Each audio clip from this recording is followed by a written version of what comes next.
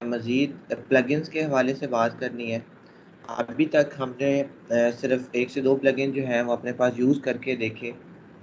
वो किस टाइप के प्लगइन्स थे जिसकी मदद से हम कोई भी अपना जो वेब पेज है वो डिज़ाइन कर सकते थे, बिल्ड कर सकते थे। ठीक है, जैसे कि हमने देखा एलिमेंटर, उसकी हेल्प से हमने एक वेब पेज डिज़ाइन करना देखा कि हम कैसे एक रिस्पॉन्सिव, एक आई कैची जो वेब पेज है वो डिज़ाइन कर सकते हैं।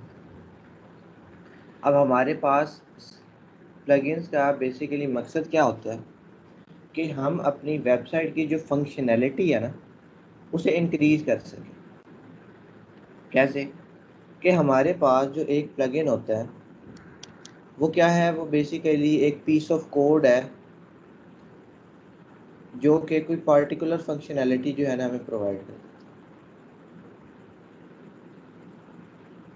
ठीक है, अब कुछ प्लगइन्स हैं वो बिल्कुल छोटी सी फंक्शनैलिटी प्रोवाइड करेंगे हमें, और कुछ ऐसे प्लगइन्स भी होंगे जिससे हम काफ़ी बड़े टास्क जो है वो परफॉर्म करवा सकते हैं।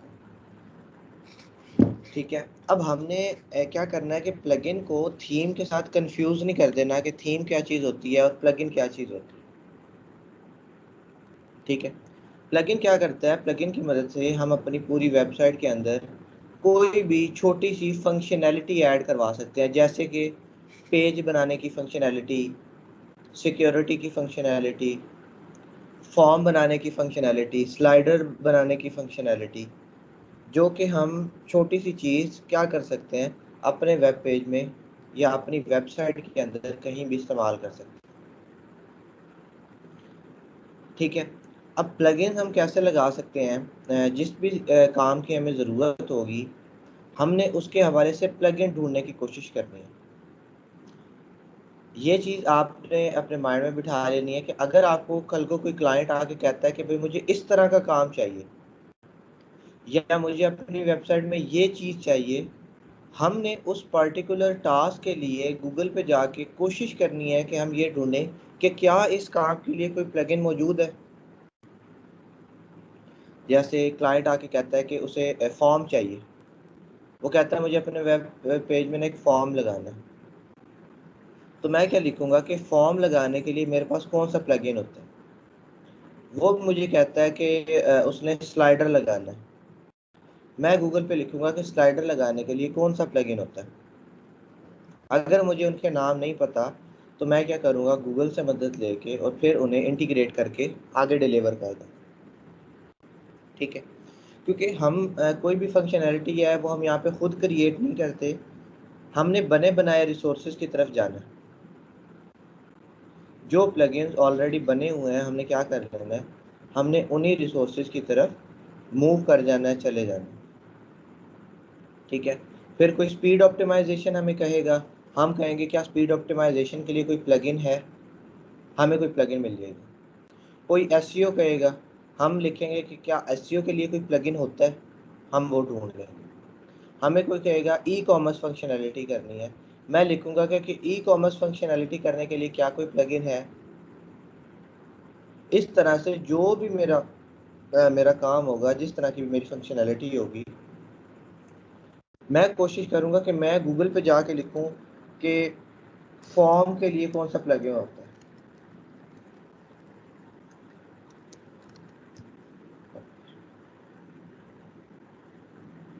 ठीक है, मैं क्या कर लूंगा, यहाँ पे सर्च कर लूंगा।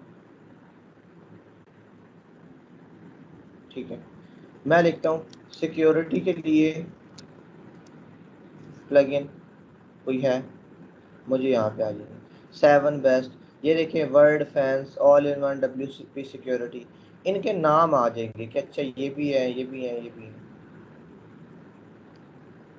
स्पैम प्रोटेक्शन जो है आगे लिख लेता हूँ, वर्डप्रेस पे ये आ गया। मतलब कि जिस तरह की भी मेरे क्लाइंट ने मुझसे बात करनी है ना, मैंने उसके लिए कोशिश करनी है कि मुझे कोई ना कोई प्लगइन जो है वो मिल जाए।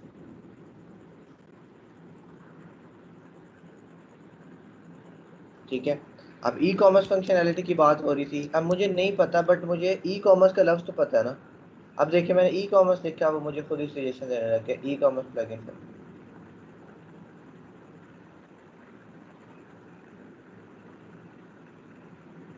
ठीक है, और अगर कोई इसी तरह से चीज़ आ जाती है, स्लाइडर है,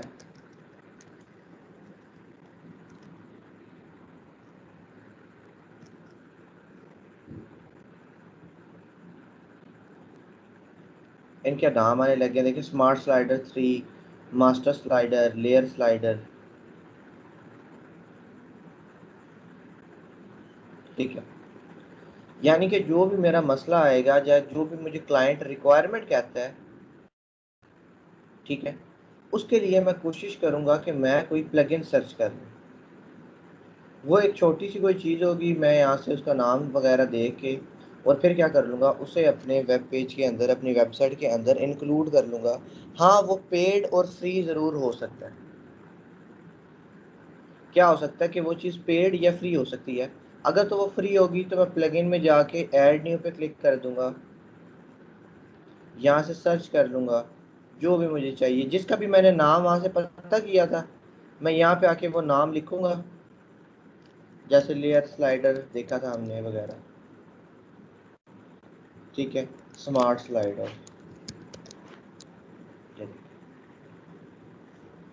तो मैं वहाँ पे जाके नाम लिखूँगा, देखिए स्मार्ट स्लाइडर 3। अच्छा, इस वाले की थी से मैं इंस्टॉल करके ऐड करके यूज़ कर।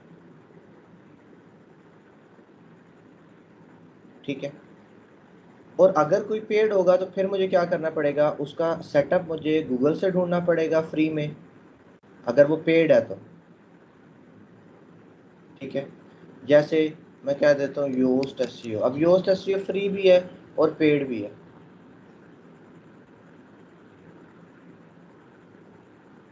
ठीक है, अब एक चीज़ मैं सर्च करूंगा ना, मुझे उस पर्टिकुलर चीज़ के लिए एक प्लगइन ही मिल सकता। हो सकता है मुझे एक मिल जाए, हो सकता है मुझे ज़्यादा प्लगइन मिल जाए। ठीक है, अब कैसे आप सोचते हो कि आपने क्या करना है, मैं आप कहते हो कि जी घर में ना एसी आपने अपग्रेड करवाना।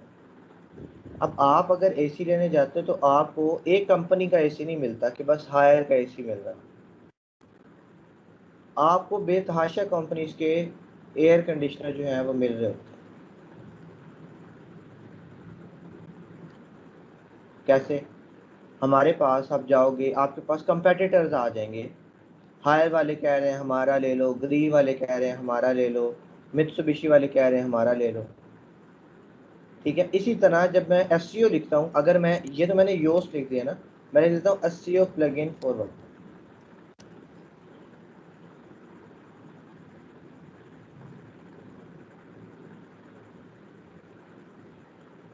ठीक है, अब देखिए 14 बेस्ट वर्डप्रेस एसईओ प्लगइन, मतलब कि इसके कंपेटिटर्स भी मौजूद है।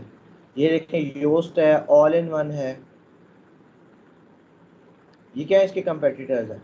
अब मज़ीद अगर मुझे जानना है तो मैं किसी लिंक पे क्लिक कर दूंगा इस तरह, और क्या होगा, मुझे अंदर जाऊंगा तो मुझे और ज़्यादा मिल जाएंगे। देखिए all in one, SEM rush, Google search console, Yoast, keyword, H, SEO plus, rank map. ठीक है, कुछ इसके अंदर टूल्स भी हैं। ठीक है, क्योंकि सारे ये प्लगइन्स नहीं है, कुछ टूल्स भी हैं, इसीलिए आपको कुछ वेबसाइट्स का भी नाम पता लगेगा। ठीक है, अब इसके अंदर रैंक मैथ वगैरह और ये योस्ट ऑल इन वन तो प्लगइन थे, बट बाकी कुछ वेबसाइट्स टूल्स भी हैं जो कि हमें यूज़ करने चाहिए। ठीक है, अब मुझे अगर किसी बात का आइडिया नहीं भी है तो मैं गूगल से थोड़े से वर्ड्स वगैरह दे के, और मुझे पता लग सकता है कि अच्छा हाँ ये प्लगइन यूज़ होता है। ठीक है, तो प्लगइन क्या करता है, किसी भी चीज़ की फंक्शनैलिटी को इंक्रीज करवाने के लिए हम यूज़ करते हैं। चाहे हम उससे पेज बनवाना हो, चाहे हमने उससे फॉर्म बनवाना हो, या जो मर्जी करना हो, तो हमें प्लगइन्स की ज़रूरत पड़ती ही पड़ती। ठीक है, अच्छा, अब हमारे पास क्या होता है, कुछ प्लगइन्स ऐसे हैं वो एक पर्टिकुलर मैकेनिज्म पे वर्क करते हैं। अब देखिए आपने प्लगइन ढूंढ लिया, ठीक है, और क्या कर दिया अपने वेब पेज पे, यानी कि अपने डैशबोर्ड के अंदर आपके आ गया उस, ठीक है। अब आपके पास वो जब डैशबोर्ड के अंदर एक चीज़ आ गई है, आपने क्या किया, आपने उस प्लगइन की सेटिंग वगैरह करके अपने पास उसे रेडी कर लिया। अब आपने वो क्या करना है, अपने डिफरेंट वेब पेजेस पे शो करवाना है। उसे शो करवाने के मल्टीपल तरीके हैं। जैसे अब मेरा ये डैशबोर्ड था,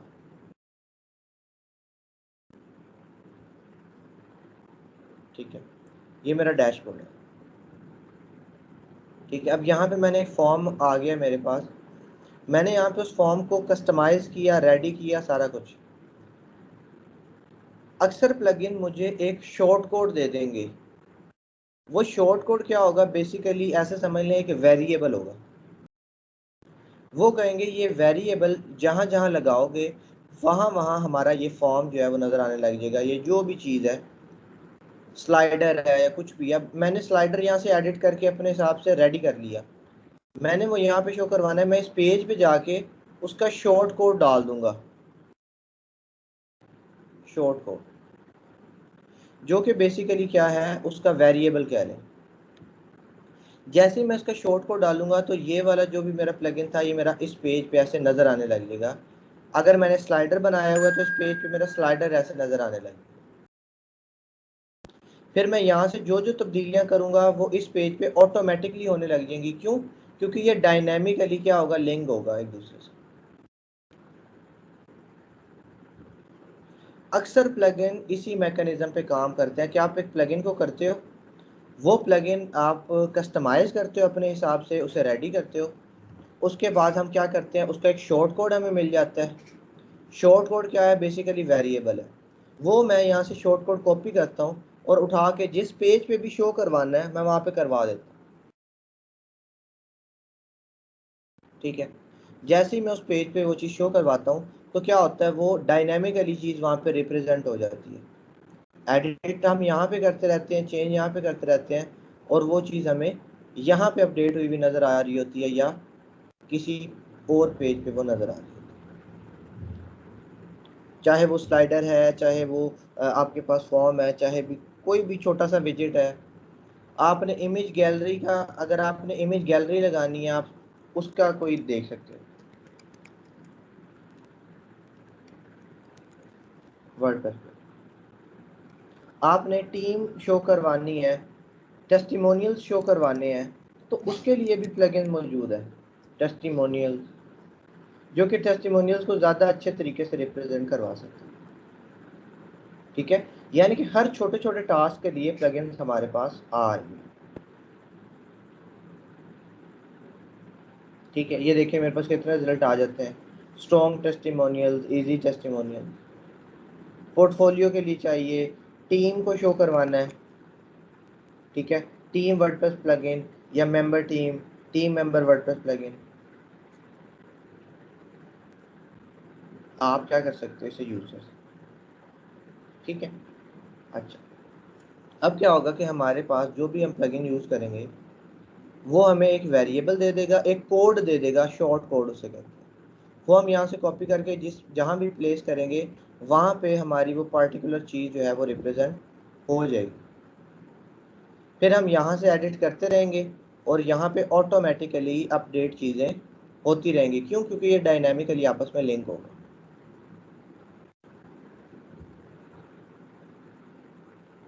ठीक है। तो इस तरह से मेजॉरिटी ऑफ द प्लगइन्स हमारे पास चलेंगे। सारे प्लगइन इस रूल को फॉलो नहीं भी करेंगे, but most of the plugin इसी रूल्स को फॉलो करेंगे, ठीक है। अगर तो किसी चीज़ को रिप्रेजेंट करवाना है, अगर तो सिक्योरिटी वाला प्लगइन है तो उसे वेब पेज पे शो करवाने की ज़रूरत ही नहीं है। सिक्योरिटी वाला वेब पेज पे तो नहीं नजर आता ना, वो तो बैकएंड पे काम करता है, यानी कि वो तो सिर्फ डैशबोर्ड पे आपका काम करेगा। अगर आपने स्पीड ऑप्टिमाइजेशन वाला प्लगइन किया है तो वो फ्रंट पेज पे तो नहीं ना शो करवाना आपने। चलो स्लाइडर है, फॉर्म वगैरह हैं, वो तो फ्रंट पेज पे शो करवाना है, टेस्टिमोनियल फ्रंट पेज पे शो करवाना है, बट क्या स्पीड ऑप्टिमाइजेशन की चीज़ फ्रंट पेज पे शो करवानी है? नहीं। उसने तो आपकी वेबसाइट की सिर्फ स्पीड तेज कर देनी, ठीक है, या एसईओ करनी है, तो एसईओ के सामने पेज पे नजर आती है नहीं। तो कुछ प्लगइन आपके पास डिफरेंटली वर्क करते हैं, कुछ डिफरेंट। हाँ, कुछ प्लगइन क्या करेंगे, जैसे ही आप उन्हें ऐड करोगे वो इस डैशबोर्ड का एरिया कवर कर लेंगे, जैसे ये एलिमेंटर है, वो यहाँ पे अपना कोई विजेट ले आएंगे अपने साथ, वो यहाँ पे अपना कोई बटन ले आएंगे अपने साथ, या तो वो सेटिंग्स के अंदर चले जाएंगे या वो टूल्स के अंदर चले जाएंगे, ठीक है। क्या होगा कि वो यहाँ पे कहीं ना कहीं अपनी एक रिप्रेजेंटेशन बना लेंगे, ठीक है। अगर तो वो टूल टाइप का होगा तो वो इधर चला जाएगा, अगर वो सेटिंग्स के रिलेटेड होगा तो यहाँ पे आ जाएगा, अगर वो थोड़ा सा कोई बड़ा प्लगइन है यानी कि कोई ज़्यादा फंक्शनैलिटी देता है जैसे एलिमेंटर है, तो वो इधर भी अपनी टैब वगैरह या एक ऑप्शन जनरेट कर लेगा, ठीक है। तो इस तरह से हमारे पास क्या है, प्लगइन्स वगैरह यूज है, ठीक है। एक मिनट सिर्फ रुकिएगा।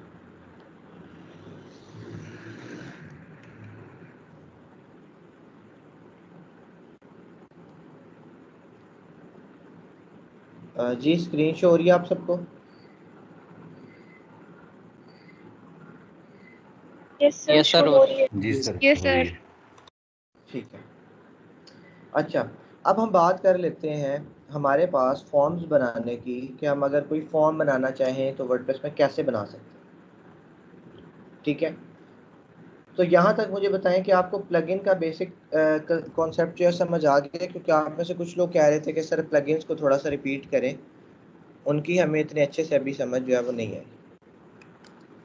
बाकी हम एग्जांपल्स करेंगे तो आपको मज़ीद बेहतर तरीके से समझ आ जाएगी, बट यहाँ तक एक जनरल बात जो मैंने की है उसकी समझ आ गई है सबको?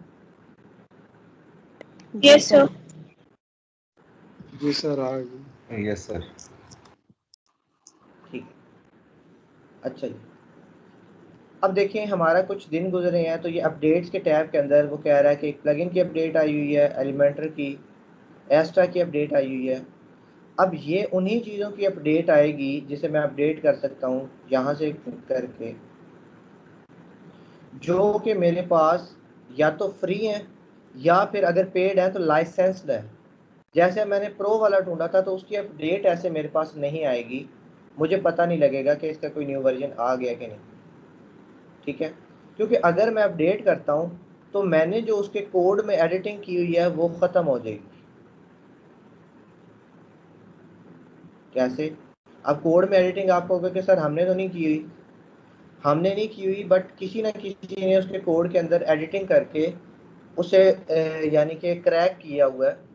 क्रैक बेसिकली करना यही होता है कि आप उसे क्या कर लो, जहाँ पे वो सिक्योरिटी कोड मांगता है, ये लाइसेंस मांगता है, वहाँ पे आप कोई डमी कोड लगा दो जिसकी मदद से वो आपका क्रैक हो जाए और आपसे कोई कोड ना मांगे, जैसे आईडीएम वगैरह यूज़ करते हैं।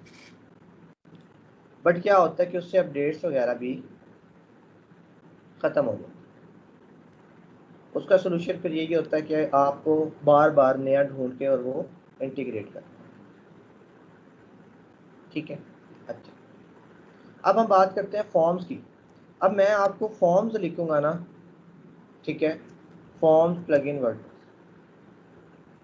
ठीक है, या मैं लिख लेता हूँ कॉन्टैक्ट फॉर्म, कि अगर किसी से कॉन्टैक्ट करवाने वाला जो फॉर्म होता है, हमें कॉन्टैक्ट करने वाला जो फॉर्म होता है वो, तो मुझे काफ़ी एग्जांपल्स आते हैं। अब वेबसाइट्स के अंदर मेजरली कॉन्टैक्ट फॉर्म की ज़रूरत होती है। किस तरह का होता है,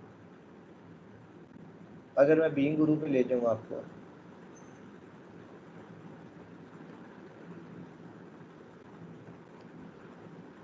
ये देखें, कॉन्टैक्ट पे क्लिक करते हैं,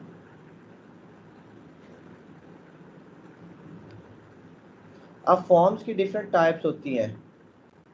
अब ये जो यूजली कॉन्टैक्ट के लिए फॉर्म यूज़ होता है ना, वो ये होता है कि नाम, ईमेल, सब्जेक्ट और मैसेज और सेंड कर दो, ठीक है। वो क्या कह रहे हैं, वो यूजली रिप्लाई विद इन 6 वगैरह 6 डेज के अंदर रिप्लाई करते हैं, तो सेल्स के लिए मैसेज, ठीक है। अच्छा, एक कॉन्टैक्ट फॉर्म का जो बेसिक सिनेरियो होता है ना वो इस तरह से होता है कि हम ऐसे, अब क्या मैं ये सेम चीज़ अपने पास क्रिएट करवा सकता हूँ? तो मुझे अगेन जब भी मुझे क्लाइंट ने फॉर्म का नाम लिया, मैंने कहा अच्छा कोई फॉर्म का प्लगइन तो नहीं होता। अब फॉर्म्स चूँकि एक फेमस चीज़ है, ज़्यादा लोगों को अपनी वेबसाइट में यूज़ करने की ज़रूरत पड़ती है, तो इसके कंपेटिटर्स भी ज़्यादा है। एसईओ करवाने की हर बंदे को ज़रूरत पड़ती है, एसईओ के जो प्लगइन्स हैं उसके कंपेटिटर्स भी हैं। स्पीड ऑप्टिमाइजेशन की ज़रूरत पड़ती है, स्पीड ऑप्टिमाइज करवाने के प्लगइन जो हैं उनमें भी कंपेटिटर्स हैं। जैसे आप देख लो, अगर आप कहते हो कि हमारे पास गाड़ी हैं तो गाड़ियों में कंपेटिटर्स हैं, बाइक्स हैं, बाइक्स में कंपेटिटर्स हैं, जूतों में हैं, कपड़ों में हैं, ठीक है, हर चीज़ के अंदर कंपेटिटर है आपका, ठीक है। तो यहाँ पे जब प्लगइन बन रहा है तो क्या उसके अंदर कंपेटिटर्स नहीं होंगे? बिल्कुल होंगे, और कंपेटिटर्स की वजह से ही एक प्रोडक्ट दूसरी प्रोडक्ट से अच्छी होती है, ठीक है, ताकि आप जो है वो कस्टमर अपने लूज़ ना करें। जैसे नेटवर्क की बात कर ले तो कंपेटिटर्स हैं जैज़, जोंग वगैरह। इसी तरह आपको काफ़ी एग्जांपल्स मिल जाएंगी कि हम कौन सा करें, ठीक है। अब देखिए मैंने लिखा है तो मेरे पास आ गया 5 best contact form plugin complete.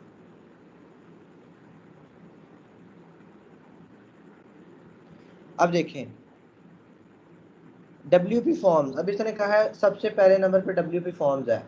अब मैं इस तरह का कोई भी कंपैरिजन करता हूँ ना तो ये मेरे पे डिपेंड करता है। अब मेरी एक वेबसाइट है कि बेस्ट फॉर्म, अब मैं आर्टिकल लिखता हूँ कि बेस्ट वर्डप्रेस फॉर्म प्लगइन। अब मुझे जिसने पे किया होगा या मैं जिसकी प्रमोशन कर रहा हूँ तो मैं उसे टॉप पे रखवा सकता हूँ।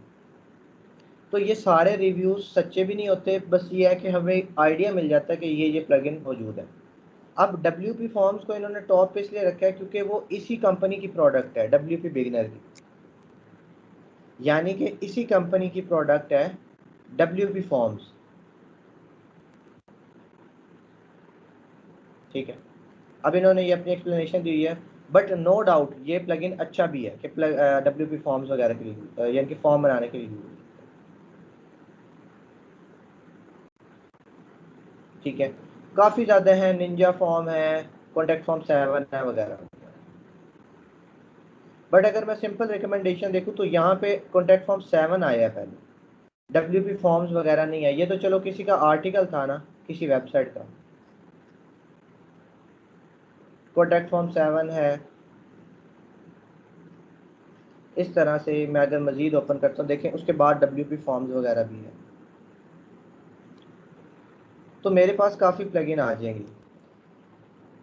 अब जो कंपेटिटर्स होते हैं ना, जैसे अगर आप बाइक ठीक करनी सीखते हो ना, तो सिर्फ आपको एक कंपनी की बाइक्स नहीं मिलेंगी, ठीक है। किसी की होंडा की बाइक होगी, किसी की पाक हीरो की बाइक होगी, किसी की सुपर एशिया की होगी वगैरह वगैरह, यामाहा की होगी, ठीक है। तो जब आपको फॉर्म बनाना आएगा या आप कहते हो कि फॉर्म, तो आपको हर बंदा किसी डिफरेंट प्लगइन पे काम करने का कह सकता है। जैसे बिल्डर डिफरेंट यूज़ हो सकते हैं तो फॉर्म के प्लगइन डिफरेंट भी यूज़ हो सकते हैं। वो डिपेंड करेगा कि आपका जो क्लाइंट है उसने कौन सा यूज़ करना है। अब हम जब सारे बिल्डर्स नहीं कर सके तो सारे फॉर्म्स कैसे कर सकेंगे, सारे एसईओ के प्लगइन कैसे कर सकेंगे? हम नहीं कर सकेंगे। बट ये है कि आपको क्या करना है, हर प्लगइन को यूज़ करने का आइडिया रखना है। अब आप लोग अक्सर मेरे से सवाल पूछते हैं कि सर अगर मैं ये डाल देता हूँ और मुझे ऑर्डर आ जाता है या कोई कह देता है करने को, तो मैंने तो भी सीखा ही नहीं है।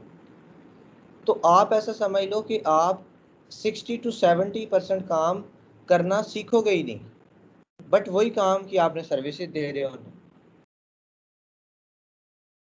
क्योंकि कोई आके WP फॉर्म्स भी तो कह सकता है, WP फॉर्म्स आपको मैं करवाता ही नहीं हूँ तो फिर, ठीक है। आपको कोई आके कह सकता है कि मुझे रैंक मैथ जो प्लगइन है ना वो इंटीग्रेट कर लो, वो हम करते ही नहीं है। इसके अंदर आधी से ज़्यादा चीज़ें तो ऐसे ही हैं कि जो हमने नहीं करनी, बट हमने उनकी सर्विसेज दे देनी है जाके, ठीक है। सारा सिनेरियो ऐसे ही रहेगा। हमने खुद को इस काबिल बनाना है कि हमें अगर कोई रन टाइम पे भी काम कहता है और हमें नहीं आता, तो हमारी जो नेचर है, जो हमारी काबिलियतें हैं वो प्रॉब्लम सॉल्विंग होनी चाहिए, कि मैं उसी टाइम पे अगर मुझे कोई WP फॉर्म्स क्या देता है, मैं यूट्यूब पे जाऊँ, WP फॉर्म्स के बारे में देखूँ कैसे लगता है, कैसे होता है, और लगाऊँ। ये काम 5 मिनट में आप सीख सकते हो और अगले 5-10 मिनट में आप इम्प्लीमेंट कर सकते हो, क्योंकि प्लगइन को सीखने में कोई हज़ारों साल नहीं लग जाते। विद इन फ्यू डेज, आप फ्यू डेज कह रहा हूँ, फ्यू मिनट्स आप सीख सकते हो कोई भी प्लगइन, या आप कोई ट्यूटोरियल देख के साथ साथ कर सकते हो कि अच्छा ऐसा है। प्लस हम जब प्लगइन्स वगैरह को इंटीग्रेट करेंगे तो आपको खुद ही समझ आ जाएगी कि अच्छा ये काम ऐसे होता है, ये काम ऐसे होता है, तो आपका एक माइंडसेट तैयार हो जाएगा कि प्लगइन्स इस तरह से वर्क कर रही है।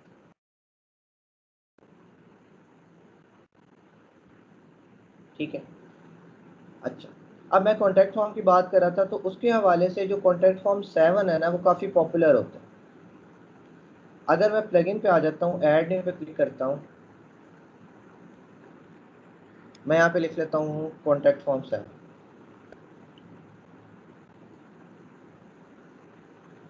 ये देखें 5+ मिलियन एक्टिव इंस्टॉलेशन है इसमें। ठीक है, WP फॉर्म्स लिख लें। अब WP फॉर्म्स वगैरह ये पेड भी हैं, फ्री भी हैं। इसकी 4+ मिलियन एक्टिव इंस्टॉलेशन है बाय WP फॉर्म। ये प्रोडक्ट किसी की है, ये WP बिगिनर हो गया, WP फॉर्म्स हो गया, और 2 से 3 इनके प्लगइन और है।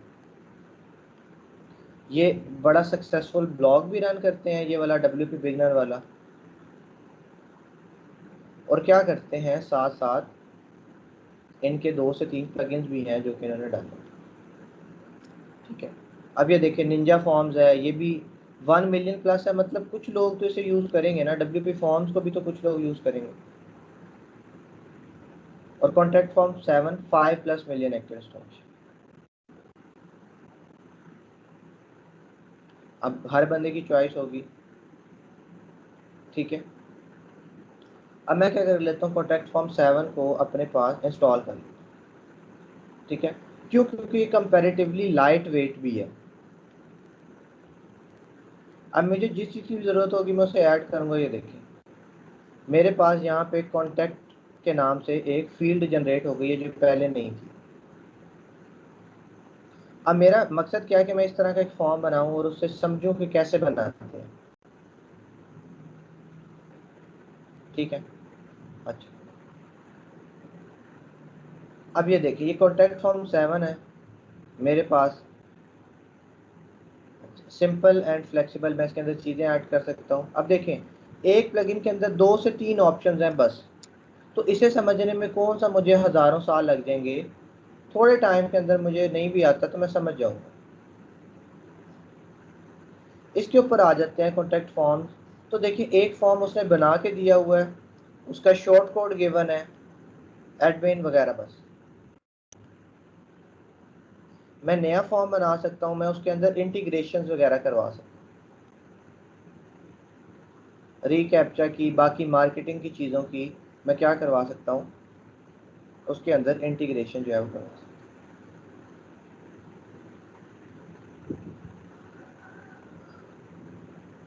ठीक है, अब मेरे पास एक कॉन्टैक्ट फॉर्म है, मुझे इसे अगर पहले एक फॉर्म मुझे डमी बना हुआ मिला है, अभी तक ये फॉर्म यहाँ पे मौजूद तो है बट ये कहीं पे भी नज़र नहीं आ रहा किसी भी वेब पेज पे।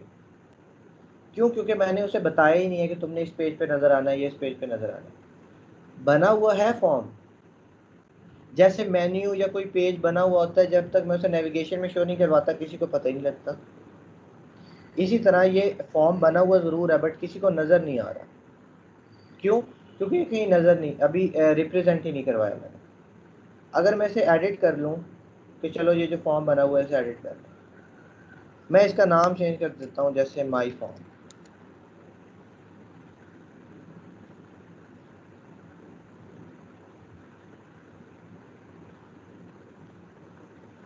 ठीक है, अब इसका जो शॉर्ट कोड था वो क्या हो चुका है, अपडेट हो चुका है। पहले यहाँ पे कॉन्टैक्ट फॉर्म था, अब माई फॉर्म है। मैं लिख देता हूँ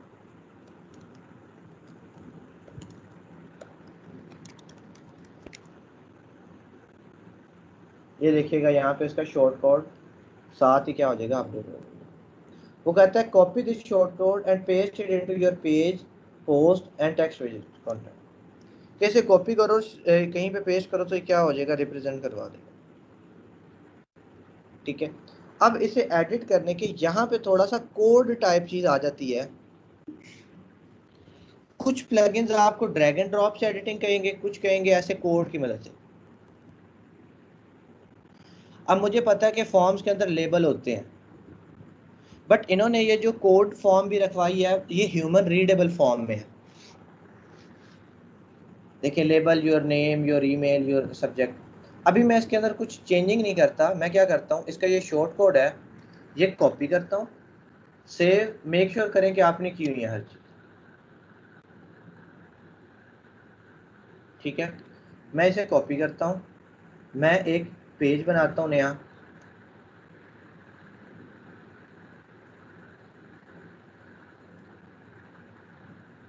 ठीक है, मैं इसका नाम लिख देता हूँ कॉन्टैक्ट अस पेज।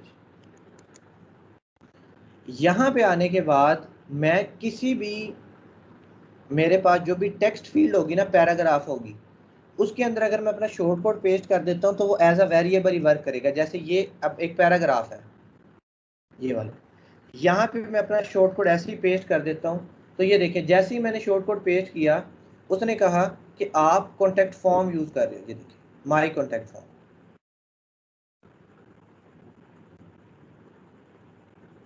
ठीक है, अगर आप इसे ऐसे करना चाहते हो, सिंपल किसी भी पैराग्राफ के अंदर आप डाल देते हो, वो क्या होगा, आपका उस तरह से रिप्रेजेंट करने लगेगा। ठीक है, मैं आपको एक एग्जांपल ये दिखाता हूँ कि मैं इसे पब्लिश कर देता हूँ। मैं इस पेज को व्यू करता हूँ। अब मैंने उसका नाम रखा, सिर्फ अपना शॉर्ट कोड पेस्ट किया था यहाँ पे, जैसे ही पेस्ट किया था उसने ऑटोमेटिकली डिटेक्ट कर लिया कि ये आपका कौन सा कॉन्टैक्ट फॉर्म। ये देखिए इस पेज के ऊपर पूरा का पूरा फॉर्म मेरा ऑटोमेटिकली नजर आने लगा। अब क्या है, ये डायनेमिक है। क्या है ये, डायनेमिक है। मैं आपको एक छोटी सी एग्जांपल दिखाता हूँ, मैं वापस आता हूँ पेजेस पे। अच्छा, यही पेज मैंने अभी बनाया था ना, मैं इसे ट्रैश कर देता हूँ।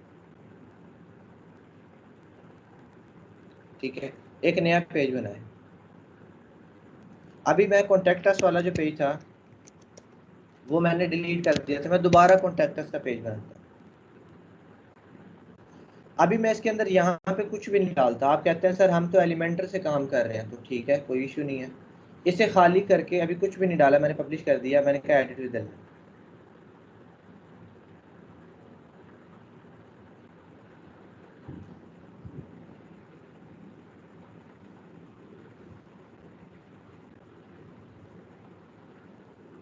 ठीक है, क्या कर दिया अब इसने, अब यहाँ पे मैंने वो ऐड करना है, सिंपल उसी तरह से एक सेक्शन बना लिया।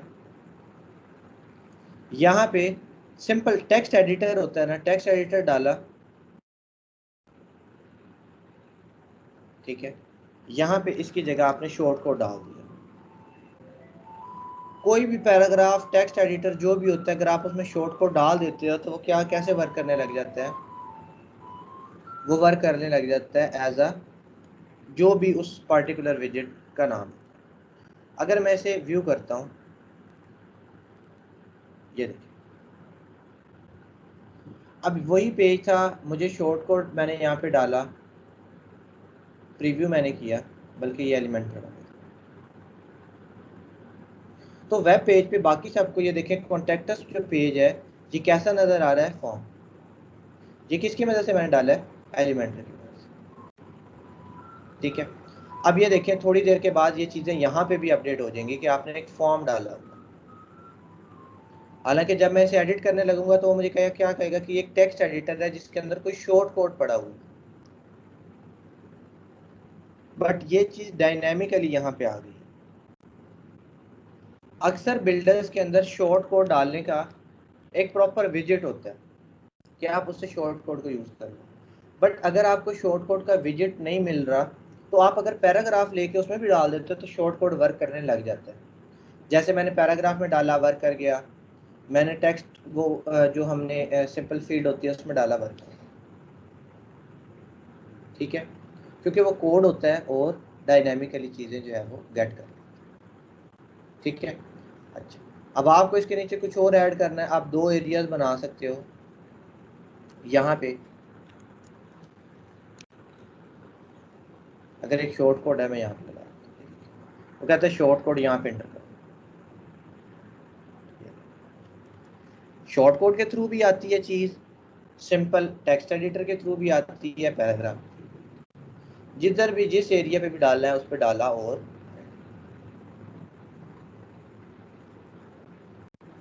ठीक है, ये मेरी अपनी मर्जी पे डिपेंड करेगा कि मैंने कैसा, मैं एक राइट पे एक पिक्चर शो करवाना चाहता हूँ, ये करवाना चाहता हूँ, तो ऐसा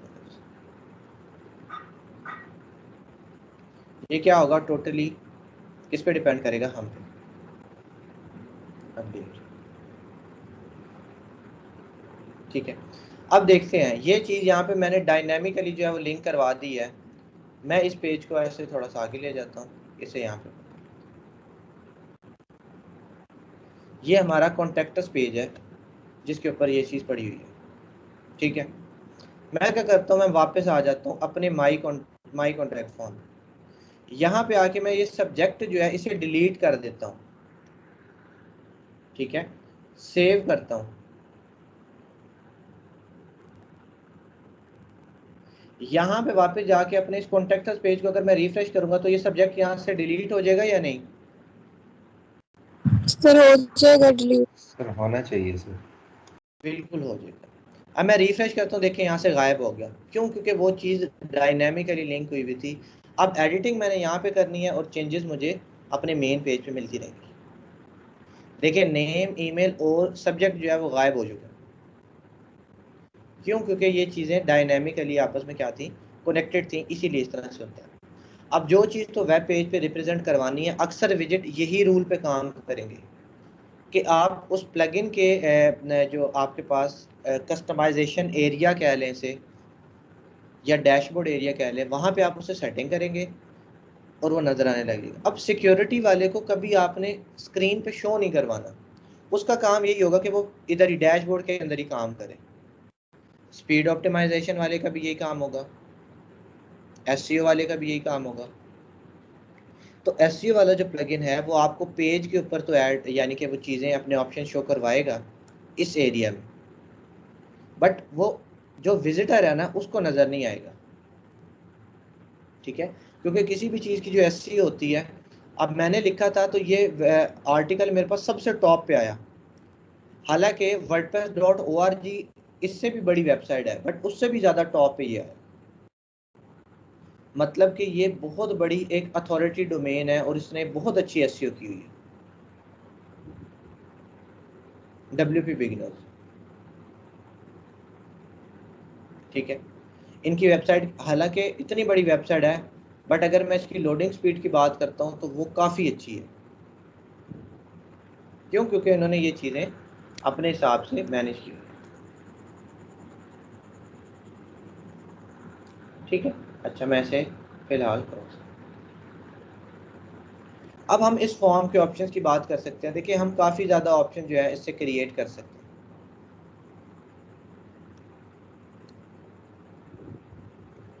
ठीक है।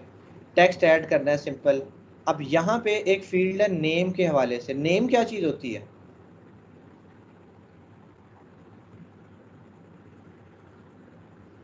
फॉर्म्स के अंदर नेम क्या होता है?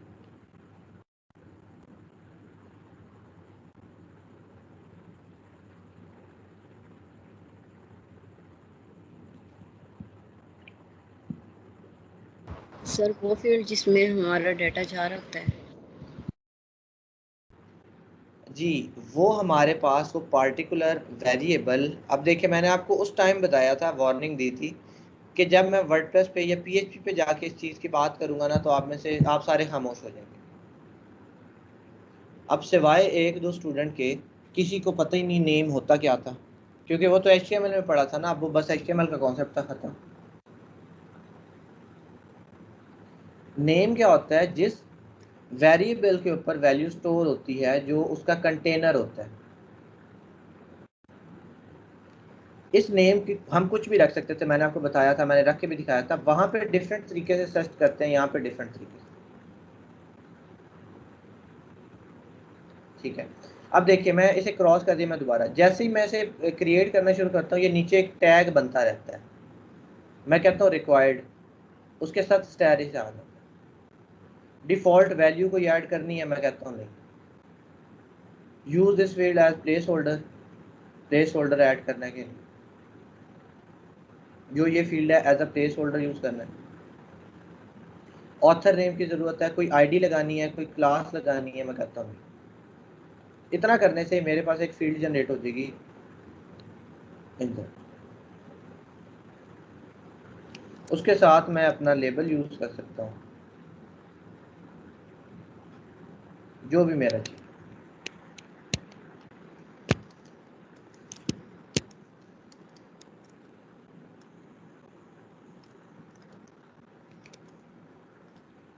टैग वो मुझे डायनामिकली बना के दे देता है।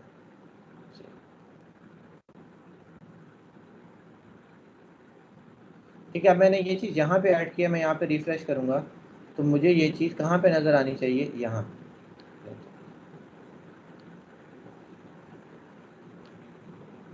ठीक है, इसी तरह से मैं email, URL, telephone number, date, text area, drop down, check box, radio button, acceptance, quiz, file, सब ये मेरे पास कुछ पॉसिबल ऑप्शंस हैं जो मैं ऐड कर सकता हूँ। ईमेल ऐड कर लें, ठीक है, क्या हो जाएगा, वो रिस्ट्रिक्शंस वगैरह थोड़ी ईमेल वाली लगा देगा। URL, telephone number, date, text area, check boxes. Acceptance के अंदर क्या है कि वो जो आपके पास आ जाता है कि क्या आप इस टर्म्स एंड कंडीशन को मानते हो। क्विज आ जाता है अगर आप कोई क्वेश्चन एंड आंसर्स वगैरह ऐड करना चाहो। ठीक है, द कैपिटल ऑफ ब्राज़ील, रियो। ये क्या, अगर किसी चीज़ की समझ नहीं आ रही तो ये उन्होंने क्या किया हुआ है, एक हमारे पास दिया हुआ कि अच्छा क्विज क्या करता होगा। अब देखिए जो भी प्लगइन हम यूज़ करेंगे उसके हवाले से मुझे समझ आ जाएगी अच्छा कैसे। द कैपिटल ऑफ जापान, इस तरह से। बट अगेन कि हमारे पास कॉन्टैक्ट फॉर्म जितना बना होता है उसी के लिए यूज़ होता है, क्विजेज वगैरह के लिए इससे भी बेहतर ऑप्शन अवेलेबल है। अब कोई बंदा होगा, कोई इंसान आपको कहेगा कि यही कॉन्टैक्ट फॉर्म डिज़ाइन किसकी मदद से करें, WP फॉर्म्स की मदद से। अब वो WP फॉर्म यूज़ कर रहा है तो मैं कॉन्टैक्ट फॉर्म 7 नहीं यूज़ कर सकता। अगर कोई कॉन्टैक्ट फॉर्म 7 यूज़ कर रहा है तो मैं फिर उसके लिए WP फॉर्म नहीं यूज़ कर सकता। जिस तरह की जो रिक्वायरमेंट है उसी तरह का काम करके देना, सिंपल। ठीक है, यहाँ पे मैं अपनी मर्ज़ी के अकॉर्डिंगली काम करवा सकता हूँ कि जो भी मेरी चीज़ है मैं यहाँ पे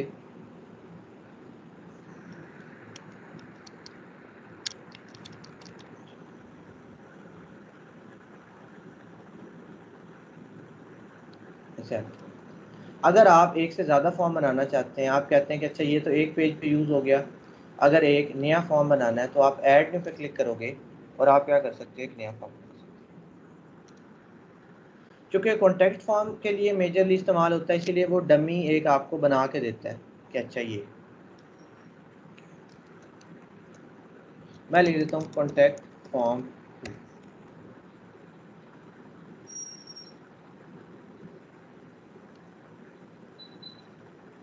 ठीक है, अब मैं अपने कॉन्टैक्ट फॉर्म्स में अगर जाता हूँ तो दो फॉर्म्स, एक कॉन्टैक्ट फॉर्म 2, एक कॉन्टैक्ट माई कॉन्टैक्ट फॉर्म। देखिए दोनों के शॉर्ट कोड अलग है, इसकी आईडी 123 है, इसकी आईडी 112 है। अगर मैं ये कॉपी करता हूँ आप एक मिनट के लिए,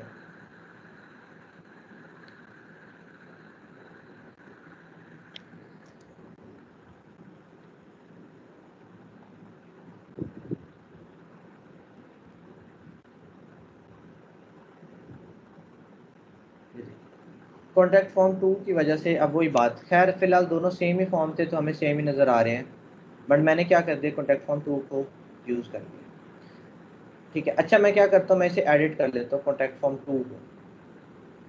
क्यों, क्योंकि मैं डिफ़ॉल्ट ऑप्शन चाह रहा था तो सारी चीज़ें डिफ़ॉल्ट आ गई। ठीक है, अब यहाँ पे तो मैं इसका आईडी ये चीज़ क्रिएट करूँगा, बट इसके अंदर जो ज़्यादा इम्पोर्टेंट चीज़ है वो है मेल, ये सेकंड ऑप्शन।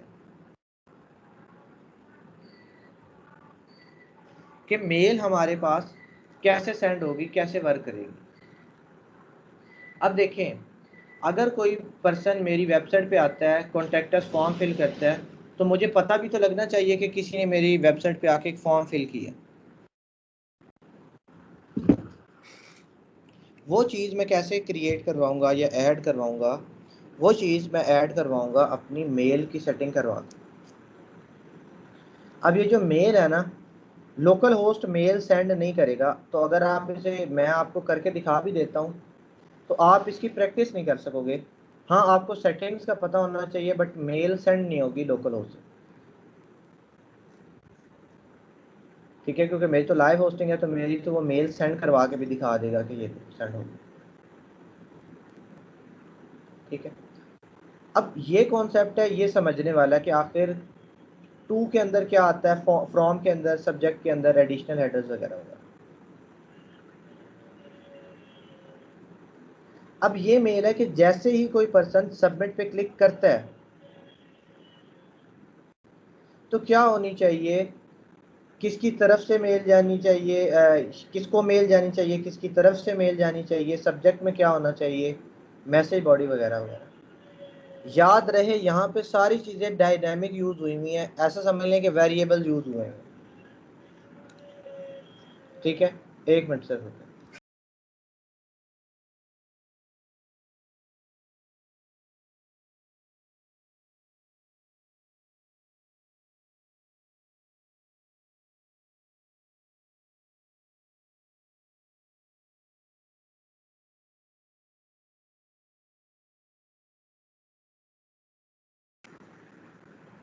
अच्छा जी,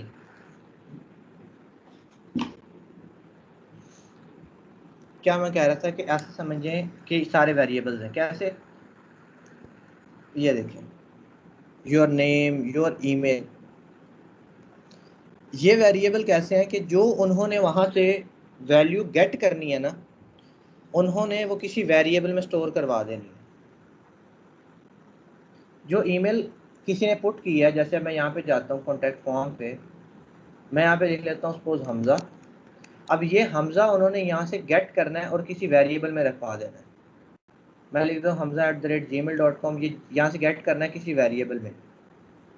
मैं कह देता हूँ सब्जेक्ट है लर्न फ्रीलांसिंग, ये उसने किसी वेरिएबल में करवा देना है। और मैसेज में मैं लिख लेता हूँ,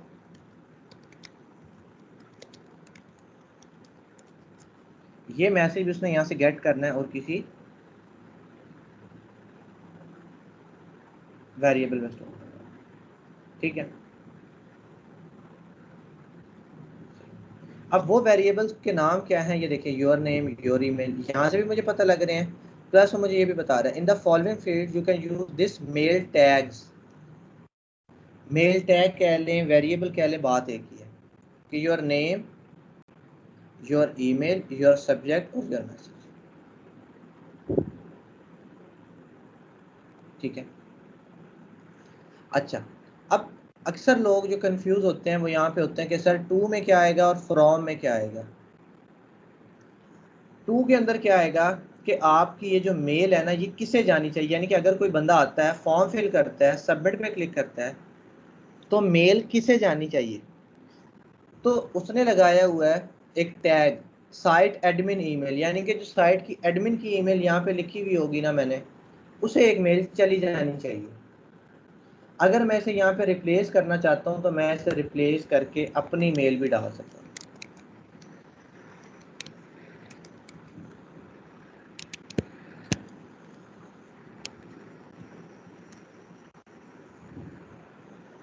कि जब भी कोई फॉर्म फिल करता है ना, तो मुझे आनी चाहिए। वो एक क्या करेगा, वो जनरल टैग यूज करेगा जो कि आपने एडमिन की मेल दी होगी, वो वहां से डायनामिकली फेच करेगा और यहाँ पे लगा देगा। अगर कल को वो वहां पे अपडेट होती रहती है, तो यहाँ पे भी ऑटोमेटिकली अपडेट होती रहेगी, क्योंकि वेरिएबल था। बट अब ये चीज मैंने वेरिएबल नहीं रखवाई, मैंने ये फिक्स करवा दी है कि इससे इसी ही बंदे को मेल जाती है। ठीक है, आप यहाँ पे अपनी मर्जी से कौन सा अकाउंट सेटल कर सकते हो, जो भी है। मैं समझ रहा हूँ। उसने क्या लगाया हुआ था, साइट एडमिन ईमेल के जो डायनेमिक है उससे वहां से गेट करेगा, उससे चला। ज्यादा इंपॉर्टेंट चीज है फ्रॉम। देखें अब मैं इस प्लेटफॉर्म पे आ रहा हूँ, ठीक है, या कोई भी विजिटर है वो इस प्लेटफॉर्म पे आ रहा है, वो मेल यहाँ पे करके सबमिट करता है, तो मुझे मेल भिजवाने वाला कौन है?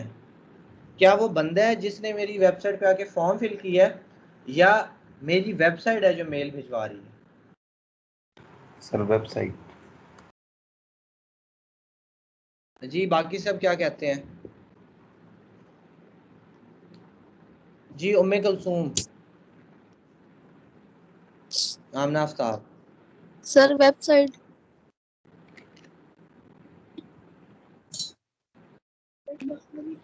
पर्सन दे रहा है जो मीडियम है वो वेबसाइट है, तो वेबसाइट के थ्रू में। बिल्कुल ठीक है।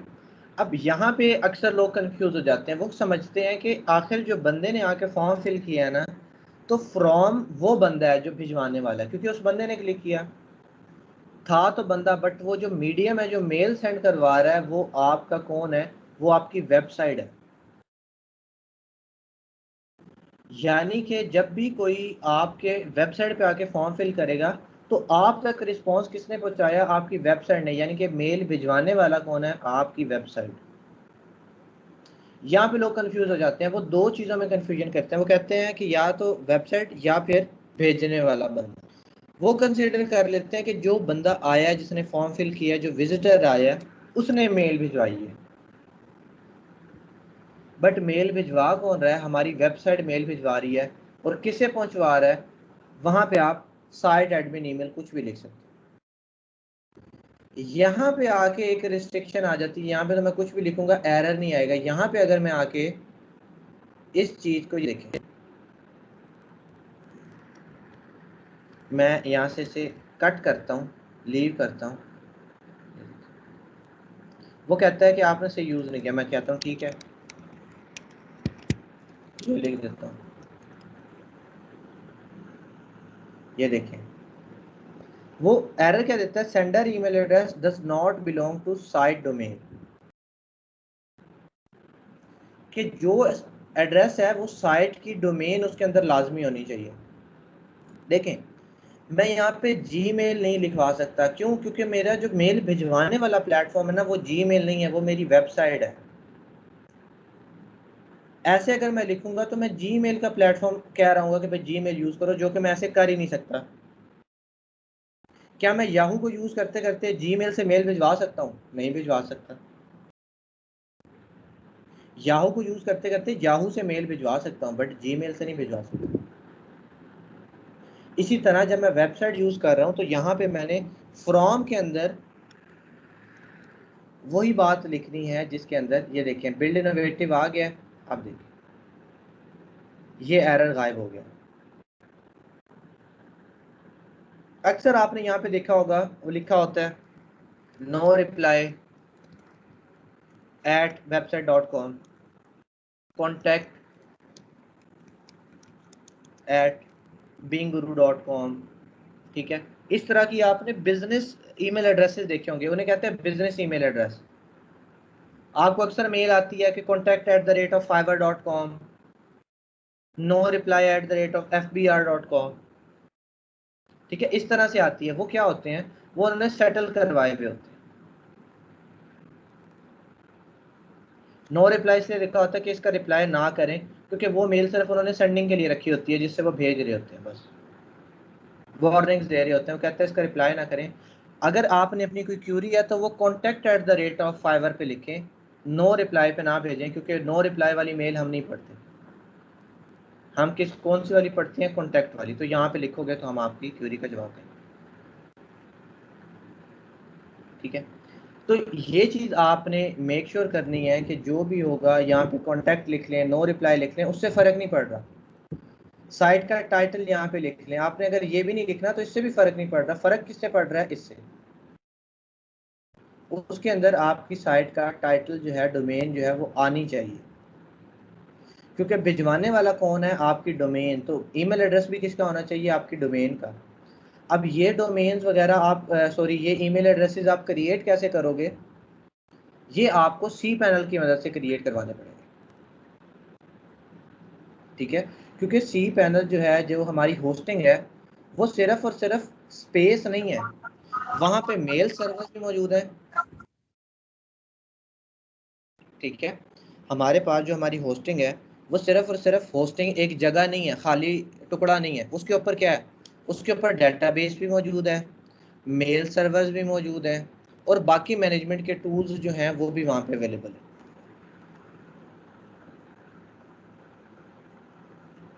ठीक है। तो ये मेल सर्वर्स हमारे होस्टिंग पे होता है। मेरे पास कोई लोकल होस्ट पे मेल सर्वर नहीं है, डेटाबेस तो चलो है, तो ये मेल सेंडिंग नहीं करवा सकता, ठीक है। अब साइट का टाइटल है मॉर्निंग ई रोजगार, तो वो यहाँ पे डायनेमिकली फेच हो रहा है, ठीक है। आप यहाँ पे एडमिन लिखना चाहते हो, लिख लो, बट ये चीज़ क्या है, हार्ड कोडेड, और ये चीज़ क्या है, ये डायनेमिक है। ऑटोमेटिकली आप टाइटल चेंज करोगे, यहाँ पे ऑटोमेटिकली टाइटल चेंज होता रहेगा, ठीक है। उसके बाद है सब्जेक्ट। अब ये जो आप तैयार कर रहे हो ना, ये आप मेल की बॉडी तैयार कर रहे हो कि जब किसी बंदे को मेल जाए तो किसकी तरफ से जानी चाहिए, ठीक है। अब याद रहे, ये वाली जो मेल हम तैयार कर रहे हैं ना, ये इस वेबसाइट के एडमिन के लिए तैयार कर रहे हैं, कि जैसे ही कोई पर्सन क्लिक करे तो जो भी इस वेबसाइट का एडमिन है, जैसे कि मैं कहता हूँ मैं हूँ, तो मुझे मेल आ जानी चाहिए। ये वो फॉर्मेट तैयार कर रहा हूँ कि मुझे कैसी मेल आएगी, मुझे मेरी वेबसाइट की तरफ से मेल आएगी, यहाँ पे वो एड्रेस होगा जहाँ पे मेल आनी है, यानी कि यहाँ पे मेरा एड्रेस आएगा, माई ईमेल या एडमिन की ईमेल जो भी है, ठीक है, साइट एडमिन ईमेल। यहाँ पे मुझे जो मेल आएगी, अब चाहे वो जीमेल है चाहे जो भी है, मुझे जो मेल आएगी वहाँ पे एक सब्जेक्ट भी लिखा होता है, वहाँ पे साइट टाइटल लिखा होगा और सब्जेक्ट लिखा होगा,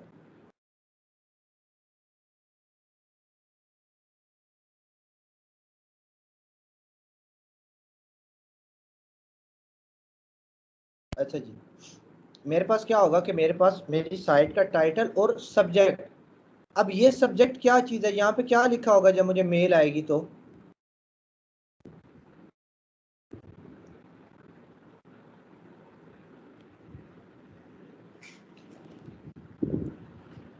जी, ये योर सब्जेक्ट क्या चीज़ है, फिर यहाँ पे हम वो चीज़ लिखते हैं ना कि इसके बारे में हमारी मेल होती है। फॉर एग्जाम्पल अगर हम कोई लेक्चर वगैरह सेंड करें तो हम सब्जेक्ट लिख सकते हैं, हाँ लेक्चर लिख सकते हैं। सब्जेक्ट सर, ये वो कैरियर है जो उस सब्जेक्ट को, ये वेरिएबल है जो लेके जाएगा। एग्जैक्ट, कि जो किसी यूज़र ने आके यहाँ पे जो सब्जेक्ट डालना है ना, उसने यहाँ पे से गेट करके मुझे शो करवा देना है कि इस सब्जेक्ट पे आपकी मेल है। एडिशनल हेडर के अंदर उस पर्सन की ईमेल आएगी, यहाँ से इस वाले को कॉपी करेगा और यहाँ पे रखवा के मुझे शो करवा देगा, और मैसेज की बॉडी के अंदर के भेजने वाला फ्रॉम, ये वाला फ्रॉम है जो पर्सन है जिसने मेरे वेबसाइट पे आके कॉन्टैक्ट फॉर्म फिल किया, ठीक है। तो यहाँ पे उसका आ जाएगा नाम, यहाँ पे उसकी ईमेल, यहाँ पे उसका सब्जेक्ट और यहाँ पे उसकी बॉडी। वो लास्ट पे क्या लिखा हुआ है, this email was sent from a contact form on morning, और आगे उसका यूआरएल आ जाएगा, मॉर्निंग बिल्डर। मैं अब आपको इसकी एक एक्सपेरिमेंट करके दिखाता हूँ कि कैसे आता है, फिर दोबारा आपको समझाऊंगा तो समझ आ जाएगी।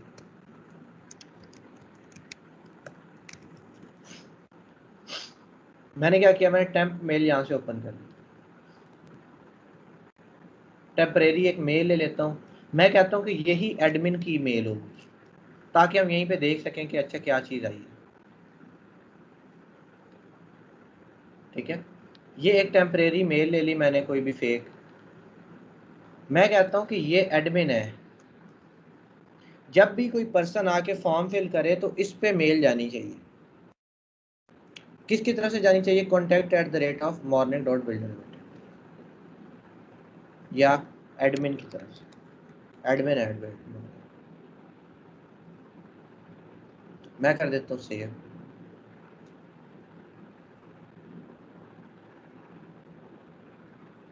ठीक है, अब ये इंफॉर्मेशन सेव हो गई। अब यहाँ पे आ जाते हैं।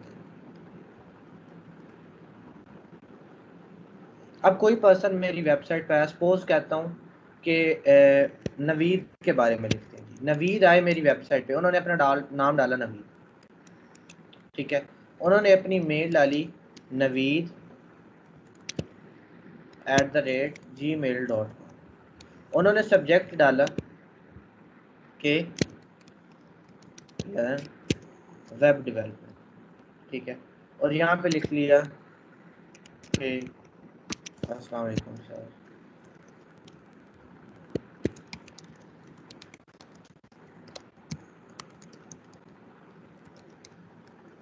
ठीक है। अब मेरी वेबसाइट थी ये, अब नवीद आए, नवीद ने कहा कि सर मैंने वेब डेवलपमेंट सीखनी है, और सबमिट पे क्लिक कर दिया। यहाँ पे मुझे एक मैसेज आएगा, thank you for your message, it has been send. ये वाला मैसेज सेंड किसे होना चाहिए था? इस मेल पे, यहाँ पे वो चीज़ रिसीव होनी चाहिए। अब मैं जाके देखता हूँ कि मेरे पास वो चीज़, ये देखिए, मॉर्निंग ई रोजगार की तरफ से एक मेल आई हुई है। मैं इस मेल को ओपन कर लेता हूँ। ये देखें, टॉप पे देखें टाइटल मॉर्निंग ई रोजगार, ठीक है। मॉर्निंग ई रोजगार की तरफ से एडमिन ने मुझे ये मेल भिजवाई है, जो मेरी साइट का एडमिन है। सब्जेक्ट में क्या आ रहा है?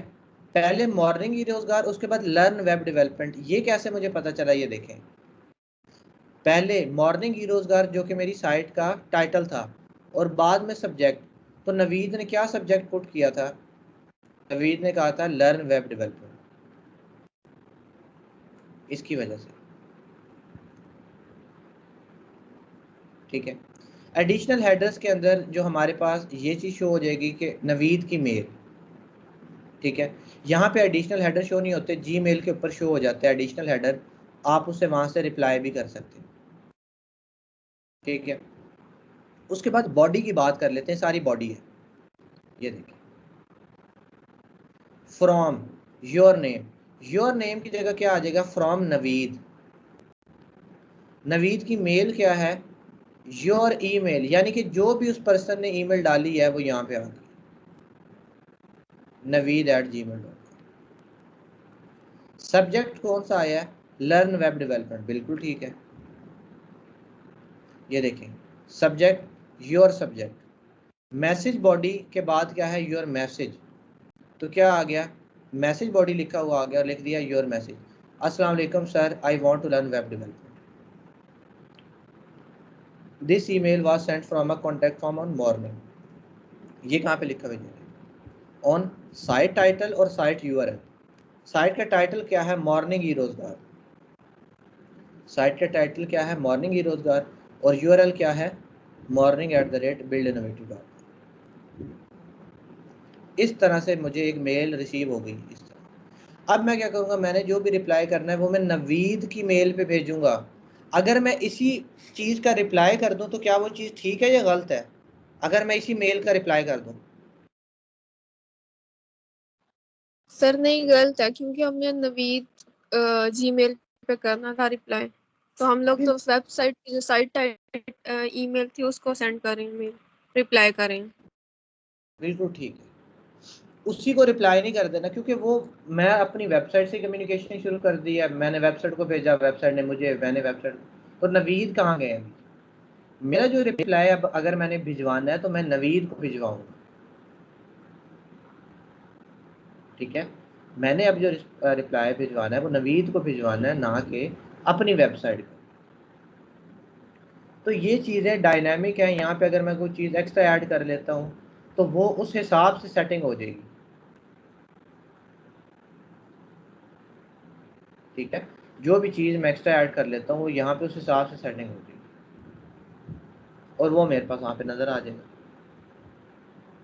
सिंपल। मुझे बताएं कि इस चीज़ की अब समझ आई है कि कैसे ये चीज़ वर्क करती है और हमने कैसे सेटल करवाना होता है? तो सर आपने ये मेल सर्वर सेट किया हुआ था अपना, जिसकी वजह से ईमेल चली देखिए, गई है? जो मेल सर्वर्स होते हैं ना होस्टिंग के ऊपर, वो ऑलरेडी सेटल्ड होते हैं, ठीक है। यानी कि मेरी जो क्या कहते हैं डोमेन होती है, सॉरी होस्टिंग होती है, उसके ऊपर मेल सर्वर्स ऑलरेडी मौजूद हैं जो कि मेल्स भिजवाने का काम करते हैं। मेरे होस्टिंग के ऊपर मेरा एक मेल का इनबॉक्स भी होता है, बस सिर्फ मैंने मेल क्रिएट करनी होती है और मेरी मेल बन जाती है। और जो रिसीव होती है वो मुझे फिर अपनी होस्टिंग पे मेल रिसीव होती है, मैं वहाँ से भिजवा भी सकता हूँ, वहाँ पे रिसीव भी कर सकता हूँ, सारा कुछ मैं काम करवा सकता हूँ, जो कि मुझे सी पैनल की मदद से मैनेज करना पड़ेगा। ठीक है, तो सारा काम ये करवा सकता हूँ। इस तरह की जो मेल्स हैं मैं अपनी मर्जी से बना सकता हूँ, एडमिन के लिए, कॉन्टैक्ट के लिए, सपोर्ट के लिए वगैरह वगैरह। ठीक है, तो ये हमारे पास इस तरह से कॉन्सेप्ट है। अब 2 के अंदर मैं से फिक्स भी करवा सकता हूँ, बट सिर्फ और सिर्फ मसला कहाँ पे आता है, फ्रॉम। बाकी आपके पास ऑप्शनल चीज़ें हैं, ये आप ऐड करके और मेल भिजवा। अब देखिए एक मेल टू का ऑप्शन है। Mail to is an additional mail template often use as a auto responder. अगर मैंने ऑटो रिस्पॉन्डर, अब ये वाली जो मेल मैंने भिजवाई है ये तो एडमिन को आई है ना, यानी कि मुझे आई है। अब मैं एक मेल नवीद को भी तो भिजवाना चाहता हूँ कि नवीद आपका बहुत शुक्रिया, मैं आपको वेब डेवलपमेंट सिखा दूंगा। या मैं एक मेल कॉमन लिख लेता हूँ कि thank you so much for your concern, I will get back to you as soon as possible. ठीक है, एक जनरल ईमेल, वो जो अक्सर आ नहीं जाती कि थैंक यू आपने हमारा प्लेटफॉर्म यूज़ किया, हमें यूज़ यानी कि साइन अप किया, हम आप पे फ़ौरन वापस आते हैं, वो ऑटो रिस्पॉन्डर मैं यहाँ से सेट करवा सकता हूँ। याद रहे अब 2 के अंदर योर ईमेल आएगा। ये योर ईमेल यहाँ पे क्यों आया है? सर उसको हमने रिस्पांस देना है उस पर्टिकुलर कस्टमर को या यूजर को। एग्जैक्टली कि हमने उस पर्टिकुलर पर्सन को रिस्पॉन्स करना है। ठीक है, किसकी तरफ से जानी चाहिए? मेरी वेबसाइट के एडमिन की तरफ से, यानी कि मेरी वेबसाइट की तरफ से जानी चाहिए। भिजवाने वाला भी सेम है, फ्रॉम देखिए दोनों का सेम है, बट 2 जो है वो चेंज हो चुका है। साइट का टाइटल, आपका सब्जेक्ट, जो भी आपने सब्जेक्ट लिखा हुआ था वो यहाँ पे ऑटोमेटिकली आ जाएगा। ठीक है, रिप्लाई टू, देखिए रिप्लाई अगर करना है, अब उस पार्टिकुलर बंदर ने, जैसे नवीद ने रिप्लाई करना है, तो नवीद ने अपनी मेल पे रिप्लाई नहीं करना, उसने रिप्लाई करना साइट के एडमिन को, यानी कि मुझे। और मैसेज बॉडी के अंदर आपका मैसेज शो करवा देंगे और आप कुछ भी यहाँ पे लिखवा सकते हो। जैसे मैं इसे हार्ड कोड कर देता हूँ, फिक्स कर देता हूँ कि जी thank you so much for your concern, I will get back to you as soon as. ठीक है, सर तो अक्सर ये जैसे ही जो आएगा ऑटो जी रिस्पॉन्डर आता है उसमें सर नो रिप्लाई वाला आ रहा होता है, यानी no reply at the rate of. Exactly आप नो रिप्लाई भी ऐड कर सकते हो। अगेन सिर्फ और सिर्फ आपकी जो डोमेन है ना, जो एट द रेट के बाद वाली चीज़ है, वो आपके डोमेन से बिलोंग करती होनी चाहिए। जैसे no reply at the rate Fiverr, यहाँ पे मैं कुछ भी लिख सकता हूँ, मेरे पास एरर नहीं आएगा, नो रिप्लाई लिख। ठीक है, बट अगेन अगर मैंने नो रिप्लाई यूज़ करना है तो मैं क्रिएट भी करवा सकता हूँ, विदाउट क्रिएशन भी काम कर जाती है। ठीक है, क्योंकि बस आपका जो ज़्यादा चीज़ मैटर करती है ना, मुझे, मैं यहाँ पे जीमेल की मेल नहीं दिखवा सकता, क्योंकि जो मेरा प्लेटफॉर्म है ना भिजवाने के लिए, वो जीमेल नहीं है, वो मेरी वेबसाइट है जो कि मेल्स भिजवा रहे हैं। ठीक है, तो एक मेल आएगी और एक मेल मेरे पास क्या हो जाएगा, वापस चली जाएगी। ठीक है, अब क्या हो सकता है कि जो मुझे मेल्स आती हैं, जैसे अब यहाँ पे तो मैं कुछ भी सेटल करवा सकता हूँ, जैसे मैंने ये एक डमी मेल सेटल करवाई थी। अगर आप यहाँ पे अपनी वेबसाइट, अपने यानी कि ईमेल सर्वर जो आपके ऑफिशियल ईमेल है वो लिखवा देते हो तो वो भी ठीक है। और अगर उसे रीडायरेक्ट करवा के आपने जीमेल पे रिसीव करवाना है तो वो भी काम हो जाता है, कि आपकी जो मेल है वो जीमेल पे रिसीव हो जाए, ऑफिशियल मेल्स भी जीमेल पे आने लग जाए, वो भी काम हम करवा सकते हैं, बट वो एक डिफरेंट चीज़ है। ठीक है, तो क्या होगा, यहाँ से एक मेल जाएगी और वहाँ पे एक जो मेल है वो क्या हो जाएगी, उस पर्सन को रिसीव होगी।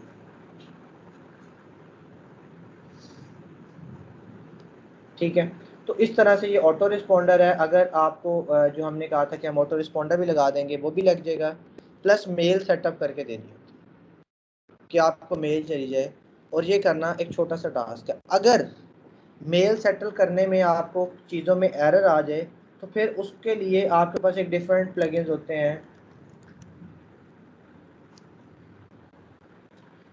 SMTP वगैरह,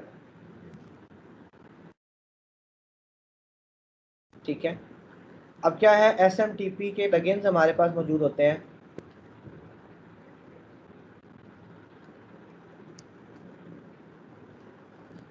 ठीक है, मैं वर्डप्रेस पे करवा देता हूँ। क्या है कि डिले ये रिजॉल्व करता है email delivery problem bye improving the changing now your WordPress site style.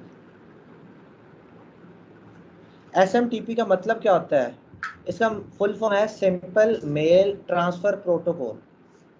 हमें पता है कि इंटरनेट के ऊपर जहाँ पे भी नेटवर्किंग आ जाती है, कम्युनिकेशन आ जाती है, वहाँ पे काम प्रोटोकॉल्स में होता है, ठीक है। तो क्या है सिंपल मेल ट्रांसफ़र प्रोटोकॉल। अगर कभी इशू आ जाता है तो आपने फिर इसे स्टडी करना है कि अच्छा ये कैसे वर्क करेगा, ये कैसे रिजॉल्व करेगा, और क्या करवा सकते हैं, इस पे काम करवा सकते हैं।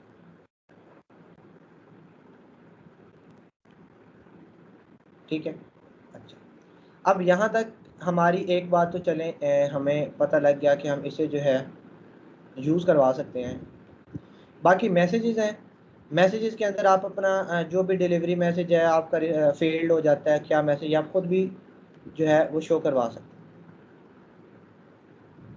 ठीक है। एडिशनल सेटिंग्स के अंदर अगर कुछ आप एडिशनल कोड वगैरह डालना चाहते हो तो अब अगर आपको ये फॉर्म नहीं आता तो आप क्या कर सकते हो, एक छोटी सी वीडियो देखोगे आपको आ जाएगा और आप लगा लोगे। बट अब तो आपको आ गया, अगर नहीं भी आता होता तो आपने इस काम से इनकार नहीं करना था।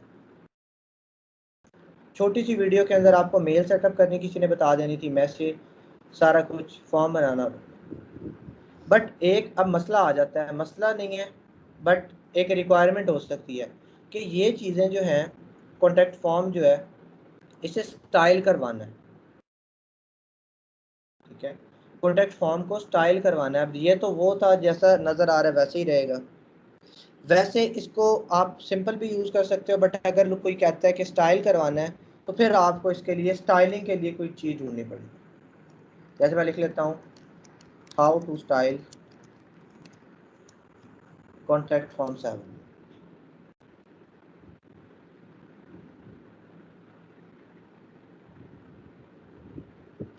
ये देखिए, ये WP बिगिनर वाला जो ब्लॉग है ये बड़ा पॉपुलर भी है और बड़ा अच्छा है,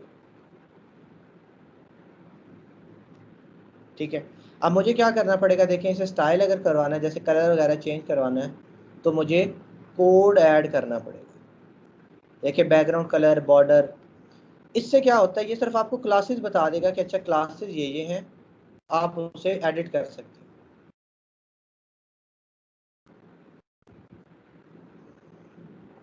प्लस हमारे पास क्या हो सकता है, हमें कस्टम लिखनी पड़ेगी कोडिंग, या फिर हमें कोई प्लगइन ढूंढना पड़ेगा या ऐड ऑन ढूंढना पड़ेगा,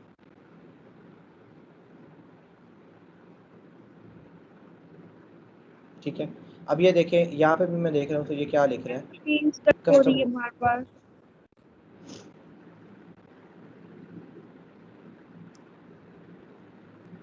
जी स्क्रीन जो है वो ठीक है सबके पास, जस्ट स्टक हो रही है। यस सर, थोड़ी बहुत हो रही है। काफी देर से सर जी हो रही है स्टॉक। जी आप लोगों का इंटरनेट का भी थोड़ा सा इशू होता है समटाइम्स, तो उस वजह से भी स्टक होती है, ठीक है। अब ये देखिए how to add custom CSS contact form 7। तो मेरे पास चीज़ें रिस्ट्रिक्टेड है, मुझे अगर करनी पड़ेंगी तो मुझे किसी न किसी पर्सन की जो है हेल्प लेनी पड़ेगी।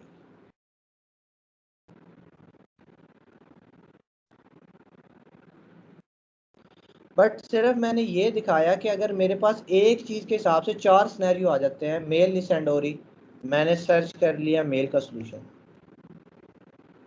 किसी ने कहा स्टाइल कर दो क्योंकि रिक्वायरमेंट डिफरेंट बदल सकती है, मैंने कर दिया। सिर्फ और सिर्फ मेरी सर्चिंग हैबिट मुझे 1 मिनट के अंदर अंदर सारे सोल्यूशन दिखा रही है।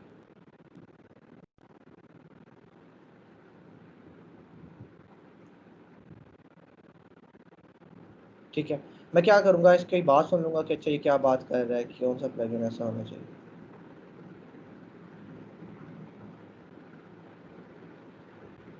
ठीक है, ये देखें किस में चला गया, वो एडिशनल CSS कस्टमाइज के अंदर।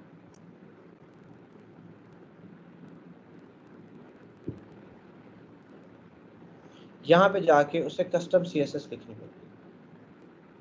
जैसे जैसे वो लिखता जाएगा अब हम देखेंगे कि यहाँ पे चीज़ें जो हैं जैसे वो सेव करेगा चीज़ें चेंज होंगी। ये देखें पहले इसकी लंबाई कम थी, उसने लंबाई बढ़ाई, सारा कुछ। अब CSS हमें पता है कैसे करते हैं, वेट्स वगैरह पैडिंग वगैरह हमें आती है।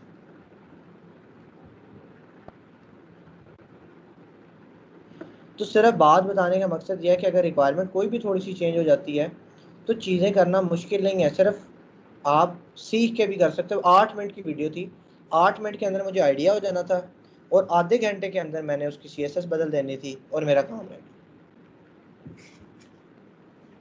बट होना कैसे था कि अगर मैं चीज़ों को सर्च करता हूँ, ठीक है, अदरवाइज तो मैं काम जो है वो नहीं करवा सकूँगा। मैं तो कहूँगा कि ये तो हमने पढ़ा ही नहीं। ठीक है, अच्छा एक चीज़ और आ जाती है, वो कहता है कि अच्छा कॉन्टैक्ट फॉर्म तो लगाया, साथ कैप्चा भी लगा दो, गूगल कैप्चा जो होता है ना, रीकैप्चा जो होता है,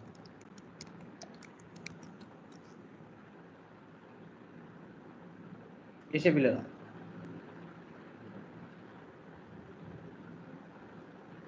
अब गूगल रीकैप्चा जो है ये गूगल की सर्विस है। किसकी सर्विस है? ये गूगल की सर्विस है। अब मैं आपको अपने काम कर लेना है, आपने गूगल रीकैप्चा जो है ना उसकी टाइप्स मुझे कल आके बतानी है कि गूगल रीकैप्चा की कितनी टाइप्स हैं, कितने वर्जन हैं, वर्जन 2 वर्जन 3, इसमें क्या फ़र्क होता है। ठीक है, क्या है कि आपने मुझे बताना है कि वर्जन 2 वर्जन 3 के अंदर क्या फ़र्क है। ठीक है, बट मैं आपको सिर्फ ये बता देता हूँ कि जो वर्जन 2 है ना वो अभी भी फेमस है और यूज़ होता है, हालांकि वर्जन 3 भी आ गया। मुझे बताना है वर्जन 3 में क्या फ़र्क है, वर्जन 2 के कौन कौन से फ्लेवर्स हैं, ये सारी बात आपने मुझे कल बतानी है, सर्च करके आनी कि कैसे होते हैं। अब देखिए मुझे कैप्चा की ज़रूरत है, अगेन मैं कहूँगा कैप्चा प्लगइन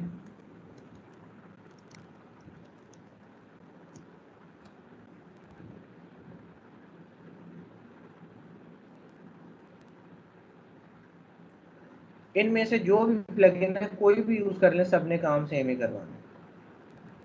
ठीक है, मैं क्या करता हूँ, मैं किसी प्लगइन पे चला जाता हूँ, क्या मेरी चेंजेस का सेव कर देता हूँ।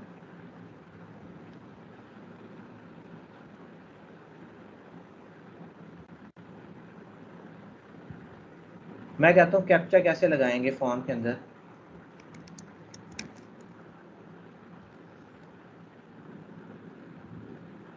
ठीक है, यहाँ पे आता हूँ तो मेरे पास काफ़ी ज़्यादा आ जाते हैं।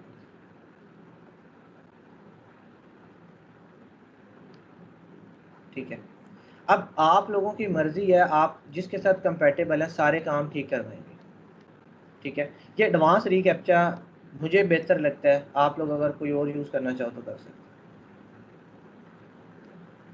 इससे क्या होगा, ये मुझे कैप्चा ऐड करवाने की फैसिलिटी देगा कॉन्टैक्ट फॉर्म 7 के।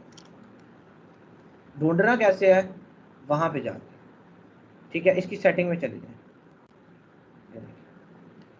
वो कहता है अच्छा कौन सा लगाना है, version 2 version 3।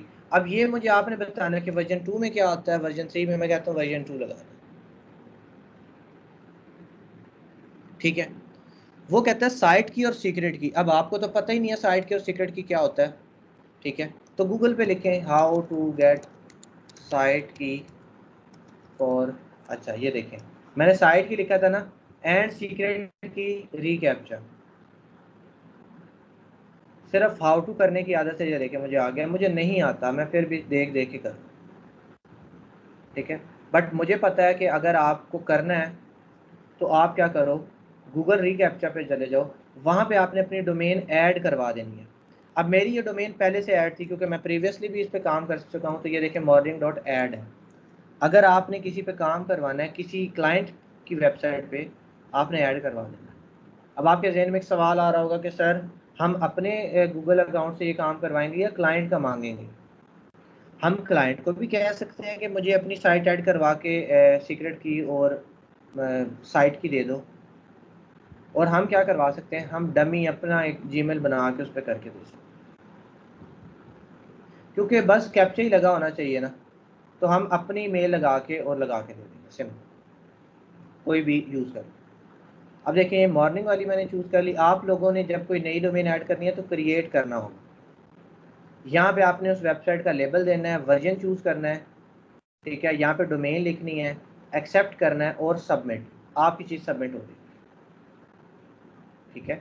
New site बासानी register हो सकती है, यहाँ पे उसका नाम, उसका वर्जन, उसका डोमेन, उसके बाद एक्सेप्ट, और मैंने ये ऑलरेडी सबमिट करवाई हुई है, मैं सेटिंग पे आ जाता हूँ। ये देखिए रीकैप्चा कीज, ये देखें साइट की और सीक्रेट की। साइट की यहाँ से कॉपी की, यहाँ सीक्रेट की यहाँ से कॉपी की। इससे क्या हो जाएगा, वो जो कैप्चा की सर्विस है वो मेरी इस वेबसाइट के साथ इंटीग्रेट हो जाएगी। हमें इंटीग्रेशन के लिए की ज़रूरत होती है,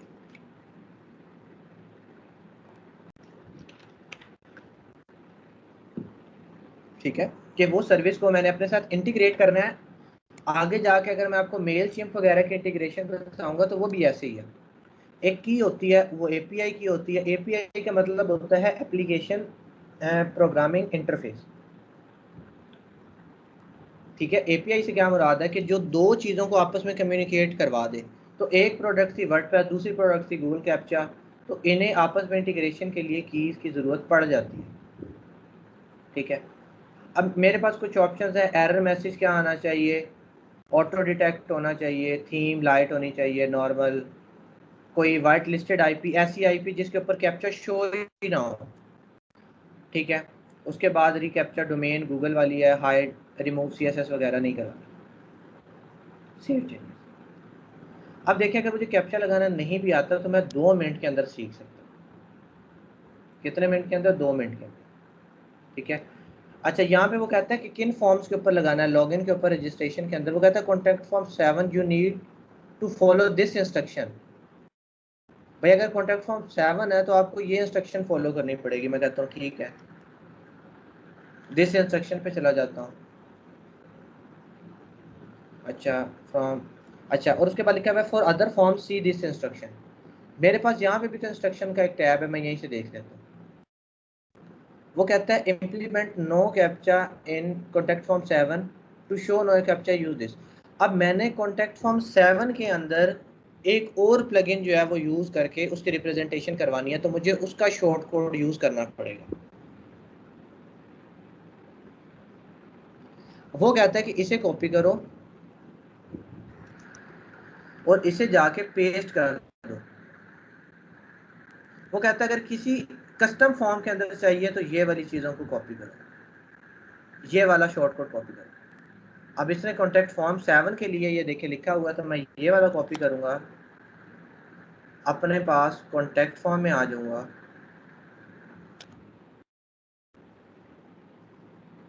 सपोज कॉन्टैक्ट फॉर्म 2 में मुझे शो करवाना है। कॉन्टैक्ट फॉर्म 2 के अंदर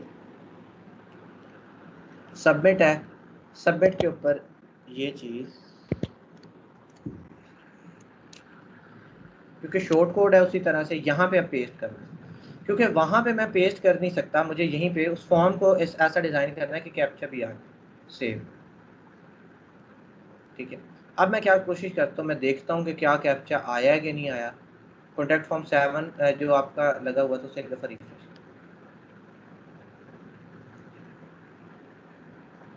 पहले मेरा इतना फॉर्म था, अब उसके साथ कैप्चा भी इंटीग्रेटेड है। अगर कैप्चा फिल नहीं होता तो मेरा फॉर्म आगे नहीं जाएगा। I am not a robot. मैं इस पर क्लिक करता हूँ, ये सॉल्व हो जाता है, क्योंकि मैं लॉगिन भी हुआ हूँ। अगर कोई और पर्सन करेगा, अगर वो लॉगिन अटैम्प्ट ज़्यादा करता है तो क्या आ जाएगा, वो तस्वीरें आ जाएंगी कि भाई कौन सी तस्वीर जो है फिल, ठीक है। अब क्या हो गया कि इतनी सी देर के अंदर अगर मुझे एक चीज़ नहीं भी आती थी फिर भी मैंने सीख सीख के वो चीज़ इंटीग्रेट कर दी। ठीक है, अब ये देखें, ये सेटिंग के हवाले से एक टूल है, इसने कोई नई स्पेस इसने बनाई है, सेटिंग के टैब के अंदर चला गया। ये देखें, advance no captcha and invisible captcha.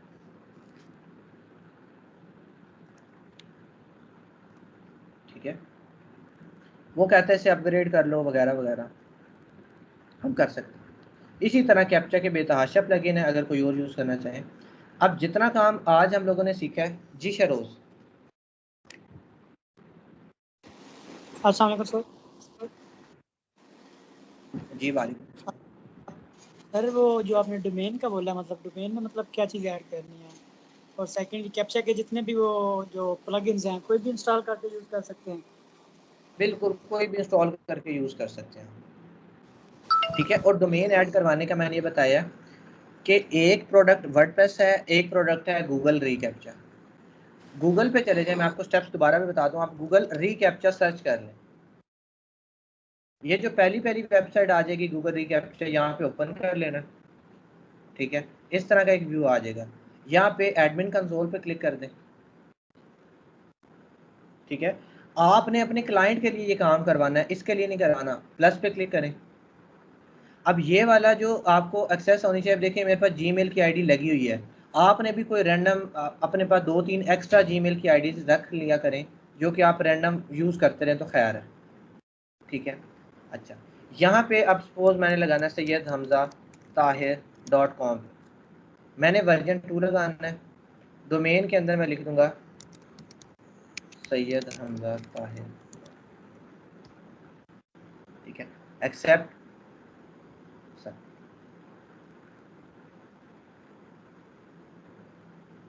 ये देखें, Syed Hamza Tahir has been registered, secret की और साइट की। ये जिस डोमेन के हवाले से होगा उसकी सीक्रेट की और साइट की, क्योंकि हमें इन दो चीज़ों की ही ज़रूरत है। यहाँ से ये कॉपी करें, जिस प्लगइन के अंदर भी आप आएंगे वो आपसे ये मांगेगा ज़रूर, विदाउट इसके काम हो ही नहीं सकता। इसने मेरे से मांग ली थी साइट की, सीक्रेट की, वहाँ से कॉपी की, यहाँ पे पेस्ट की, ये दोनों आपस में कम्युनिकेशन करने लगे। उसके बाद मैंने बस शॉर्ट कोड कॉपी किया, अपने फॉर्म में जाके पेस्ट कर दिया। ठीक है, कुछ ऐसे फॉर्म्स भी होते हैं जो बिल्ट इन ये फैसिलिटी दे रहे होते हैं, जैसे WP फॉर्म्स वगैरह के अंदर आप ऐड ऑन वगैरह कर लें अगर, तो आप क्या कर सकते हो, आप बआसानी क्या करवा सकते हो, कैप्चा वगैरह ऐड करवा सकते हो। वहाँ पे फॉर्म के हिसाब से तरीका थोड़ा चेंज हो सकता है, बट ये है कि एक जनरल मैकेनिज्म यही होगा। हम क्या कर सकते हैं, उसको गूगल करके भी हम इससे एक दफ़ा सेटल करवा लिया, फिर इसका शॉर्ट कोड कॉपी किया, वो आपने लगा दिया। आपको अक्सर प्लगइन भी देते हैं, make sure to get your selected captcha type, how to get Google reCAPTCHA keys. वो प्लगइन भी आपको बता रहा होगा कि भाई गूगल कीज लाजमी होनी चाहिए। ठीक है, इसके बगैर काम हो ही नहीं सकता। जी प्लीज सर, ये कैप्चा हम यूज़ क्यों करते हैं सर? इसका एडवांटेज क्या होता है? अक्सर मैंने वेबसाइट्स पे देखा है कैप्चा यूज़ हो रहा होता है, सर इसका एडवांटेज क्या है? बिल्कुल ठीक है नवीद, मैं आपको बताता हूँ। इसका एडवांटेज ये होता है कि हम स्पैम एंट्रीज से बच जाते हैं। कैसे? अब हमारा जो कंपेटिटर होता है ना, हमारे से एक बोट ले लेता है। अब हमें ये लगता है कि I am not a robot, अक्सर लोग इस पे मीम्स बना रहे होते हैं कि भाई ये क्यों आता है ऐसा, क्योंकि इसकी उनको इसकी प्रैक्टिकल इम्प्लीमेंटेशन का पता नहीं है कि आखिर लोग लगाते क्यों हैं। देखें, हमारे पास ये जो रोबोट होता है ना, रोबोट से मुराद ये नहीं होता कि कोई रोबोट सामने बैठा हो, रोबोट से मुराद होती है कोई स्क्रिप्ट जो कि एक ही काम को बार बार परफॉर्म करवाती रहती है। और अक्सर ऐसी स्क्रिप्ट्स जो हैं वो किस में डेवलप होती हैं, पाइथन वगैरह में। ठीक है, छोटे छोटे से बोट्स बन जाते हैं जो कोई भी काम करवा लेते हैं। तो बोट से मुराद होता है यहाँ पे स्क्रिप्ट। अब आपका जो कंपेटिटर है वो आपके अगेंस्ट एक स्क्रिप्ट चला देता है कि इस पेज को ओपन करो, पहले एंट्री के अंदर रैंडम डाटा डालना है, दूसरी के अंदर, तीसरी के अंदर, चौथी के अंदर, और सबमिट कर दे। अब उसने वो स्क्रिप्ट लिख दिया, वो स्क्रिप्ट ऑटोमेटिकली चलती रहेगी बार बार। आपकी क्या हो जाएगी, अगर आपका कोई फॉर्म है तो आपकी डेटाबेस इनकंसिस्टेंट हो जाएगी, वो क्रैश कर जाएगी। अगर वो एक बोट लगा देता है, उस बोट ने घंटे के अंदर आपकी डेटाबेस के अंदर 1 लाख एंट्रीज कर दी। तो 1 लाख एंट्री अगर उसने 1 घंटे में कर दी, क्योंकि वो तो रोबोट है, उसने तो चलते रहना है बार बार, स्क्रिप्ट है वो तो, ठीक है। जैसे हमने देखा था कि हम लूप लगाएं तो एक काम हम लाख दफ़ा भी करवा सकते हैं, आसान अल्फाज में ऐसे कर दें कि उसने लूप लगा दी, ठीक है। अब वो होता रहा बार बार बार बार, उससे क्या हो जाएगा, हमारी डेटाबेस क्रैश होगी, हमारी वेबसाइट क्रैश हो जाएगी, ठीक है। हमने अपनी जो फॉर्म होता है उसकी एंट्रीज को स्पैम से बचाने के लिए, अटैक से बचाने के लिए हम ये करते हैं। उसके अलावा एक और चीज़ होती है एसक्यूएल इंजेक्शन, एक और टर्म होती है एसक्यूएल इंजेक्शन। मैं आपको थोड़ा सा बता देता हूँ क्या होता है, ठीक है। अब एसक्यूएल इंजेक्शन में क्या होता है कि कोई बंदा गूगल फॉर्म, किसी भी फॉर्म की मदद से आपकी डेटाबेस का डाटा गेट करने की कोशिश करता है। जो हम वैलिडेशन वगैरह अप्लाई करते हैं ना, वो भी इन चीज़ों से बचने के लिए करते हैं, प्लस कैप्चा वगैरह, वैलिडेशन प्लस कैप्चा, कि वो आपके फॉर्म की मदद से आपकी डेटाबेस तक जाता है, डेटाबेस में जाके वापस आ जाता है, ठीक है। बट इसका जो असल एग्जांपल है वो होती है वैलिडेशन, कि आप वैलिडेशन लाजमी अप्लाई करो, वरना कोई भी डाटा भेजेगा वो जाके चल जाएगा। अब देखिए, अगर मैंने अपने फॉर्म पे वैलिडेशन अप्लाई नहीं की हुई तो कोई नाम की जगह कोई स्क्रिप्ट भेज देता है, तो वो स्क्रिप्ट मेरे डेटाबेस में जाके ऑटो रन हो जाएगी। जैसे ही वो रन हो गया, वो पता नहीं क्या क्या काम करवा सकती है, ठीक है।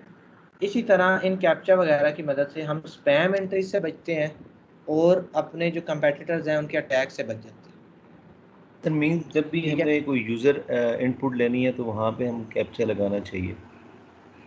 बिल्कुल लगा। वहाँ पे सबसे पहली चीज़ जो है यूज़र इनपुट अगर आपने लेनी है ना, अब ये वाली जो यूज़र इनपुट अभी हम ले रहे हैं ना, ये हम कहीं स्टोर नहीं करवा रहे, ये सिर्फ हम मेल भिजवा रहे हैं। हम इन इनपुट को डेटाबेस वगैरह में स्टोर भी करवाते हैं जब हम कस्टम वगैरह काम करते हैं तो, ठीक है। वहाँ पे हमारे पास ज़्यादा इम्पोर्टेंट होता है वैलिडेशन, कि आपका जो डाटा है वो एक दफ़ा चेक होके आगे जाए।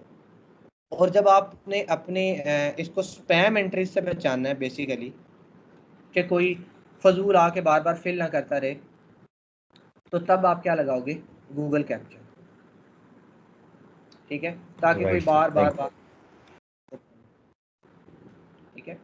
अब ऐसा भी केस हुआ था कि मेरे पास एक इसी तरह का केस आया है, उसकी एक वेबसाइट थी, उसके ऊपर 1.5 लाख एंट्रीज जो है ना वो स्पैम हुई हुई थी। उसकी एक मेंबरशिप साइट थी, उसकी 1.5 उसने कैप्चा नहीं लगाया, 1.5 लाख एंट्री स्पैम हुई हुई थी।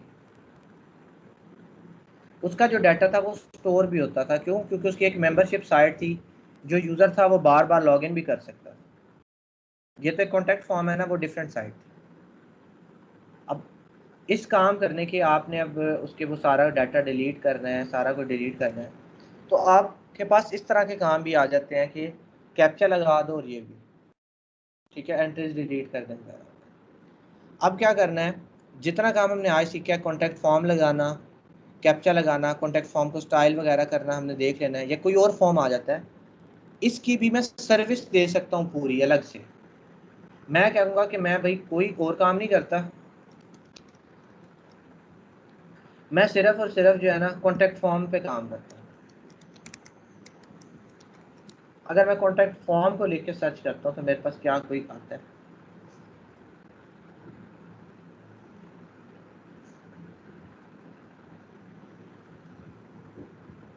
अब ये देखिए, ये बहुत छोटी कैटेगरी है, बट यहाँ पे भी लोगों ने अपनी जगह बना ली है। अब ये अगर आपको बताऊं नायला, तो शायद मैंने आपको पहले बताया हो, हमारे बैच 2 की स्टूडेंट है नायला रफ़ीक। अब देखिए, मैंने कॉन्टैक्ट फॉर्म सर्च किया तो उनका गेट जो है ना पहले पेज पे आता है, शायद मैंने सक्सेस स्टोरी में भी इनका नाम डाला हुआ। अब ये प्रीवियस बैच की थी, अब इन्होंने एक सब नीच पे काम किया और देखें 10 ऑर्डर्स इनके कंप्लीटेड हैं, हालांकि ये बैच 2 की स्टूडेंट थी, ठीक है। उनकी गिग भी क्या आ गई है मेरे पास शो, ठीक है। और क्या है जी, अभी भी एक ऑर्डर इन क्यू में मौजूद है, सिर्फ क्या किया हुआ है एक सब कैटेगरी में। ये देखिए, फरवरी 2021 में शायद उनका बैच चल रहा था, सेकंड बैच, उस दौरान उन्होंने अकाउंट बनाया और काम, ठीक है। और अभी तक तो सारे पॉजिटिव। वही बात, contact login registration form on WordPress website with reCAPTCHA. ये होता है दिमाग से काम करना। मैं सिर्फ यही बात करता हूँ कि छोटी कैटेगरी को पकड़ के ऑर्डर कंप्लीट कर लिए, बड़ी कैटेगरी पे चले गए और बैठे रहे, उसका क्या फ़ायदा है। इस तरह से मैं आपको भी काफ़ी कैटेगरीज बताऊंगा जो कि छोटी भी हैं और काम भी कर सकते हैं। अब इस पे मैंने गिग बनाना किसी को भी नहीं सिखाया था, बस मैंने कैटेगरी बनाई थी। सब स्टूडेंट्स ने गिग नहीं बनाया, किसी ने बनाया, और देखिए जिसने बनाया है वो सक्सेसफुल भी है उस पर्टिकुलर नीश के ऊपर। ठीक है, और कहाँ की स्टूडेंट है? अभी पिछले बैच की शायद मैंने सक्सेस स्टोरीज के अंदर अगर इनका नाम ऐड किया और मैं देख लेता हूँ।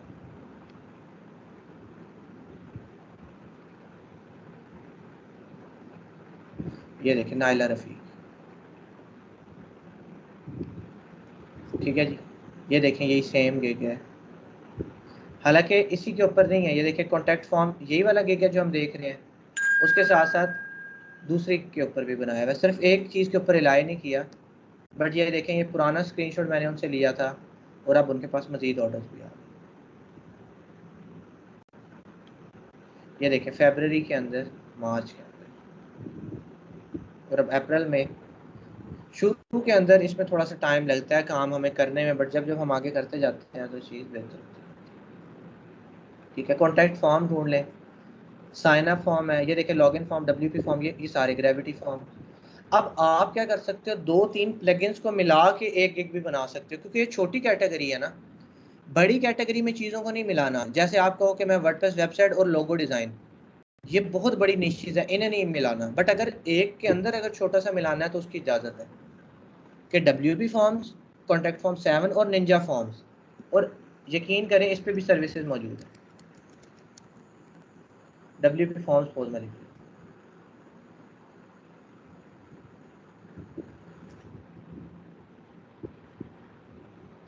ये देखिए जॉर्ड फॉर्म, टाई फॉर्म, WP फॉर्म। अब इस पर्सन ने 190 ऑर्डर कंप्लीट किया हुआ है सिर्फ फॉर्म्स का। बट अगर आप वर्डप्रेस वेबसाइट डिज़ाइन पे चले जाओ जहाँ पे 1 लाख सर्विसेज मौजूद हैं, वहाँ पे आप 4 साल के अंदर भी 190 ऑर्डर पे नहीं पहुँच रहे हैं।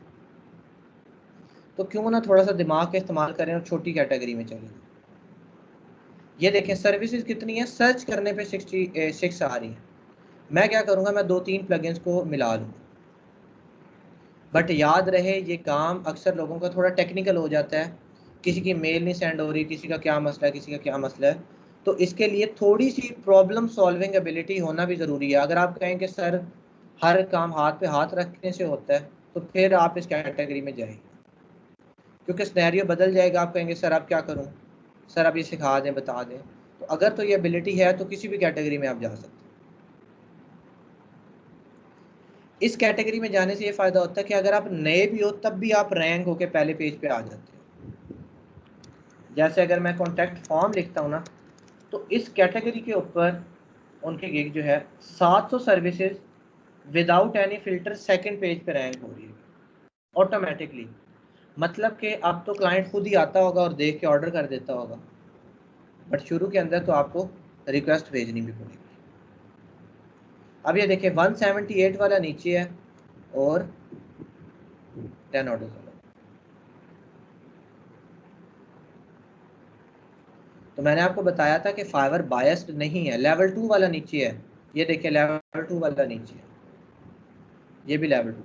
इन्होंने ऑर्डर्स भी ज़्यादा किए होंगे, बट फिर भी अगेन ये नीचे हैं, उनकी ज़्यादा ऊपर रैंक हो रही है। हालांकि ये टोटल ऑर्गेनिक रिजल्ट्स हैं, मैंने रैंडम एक कीवर्ड डाला और रिजल्ट। ठीक है,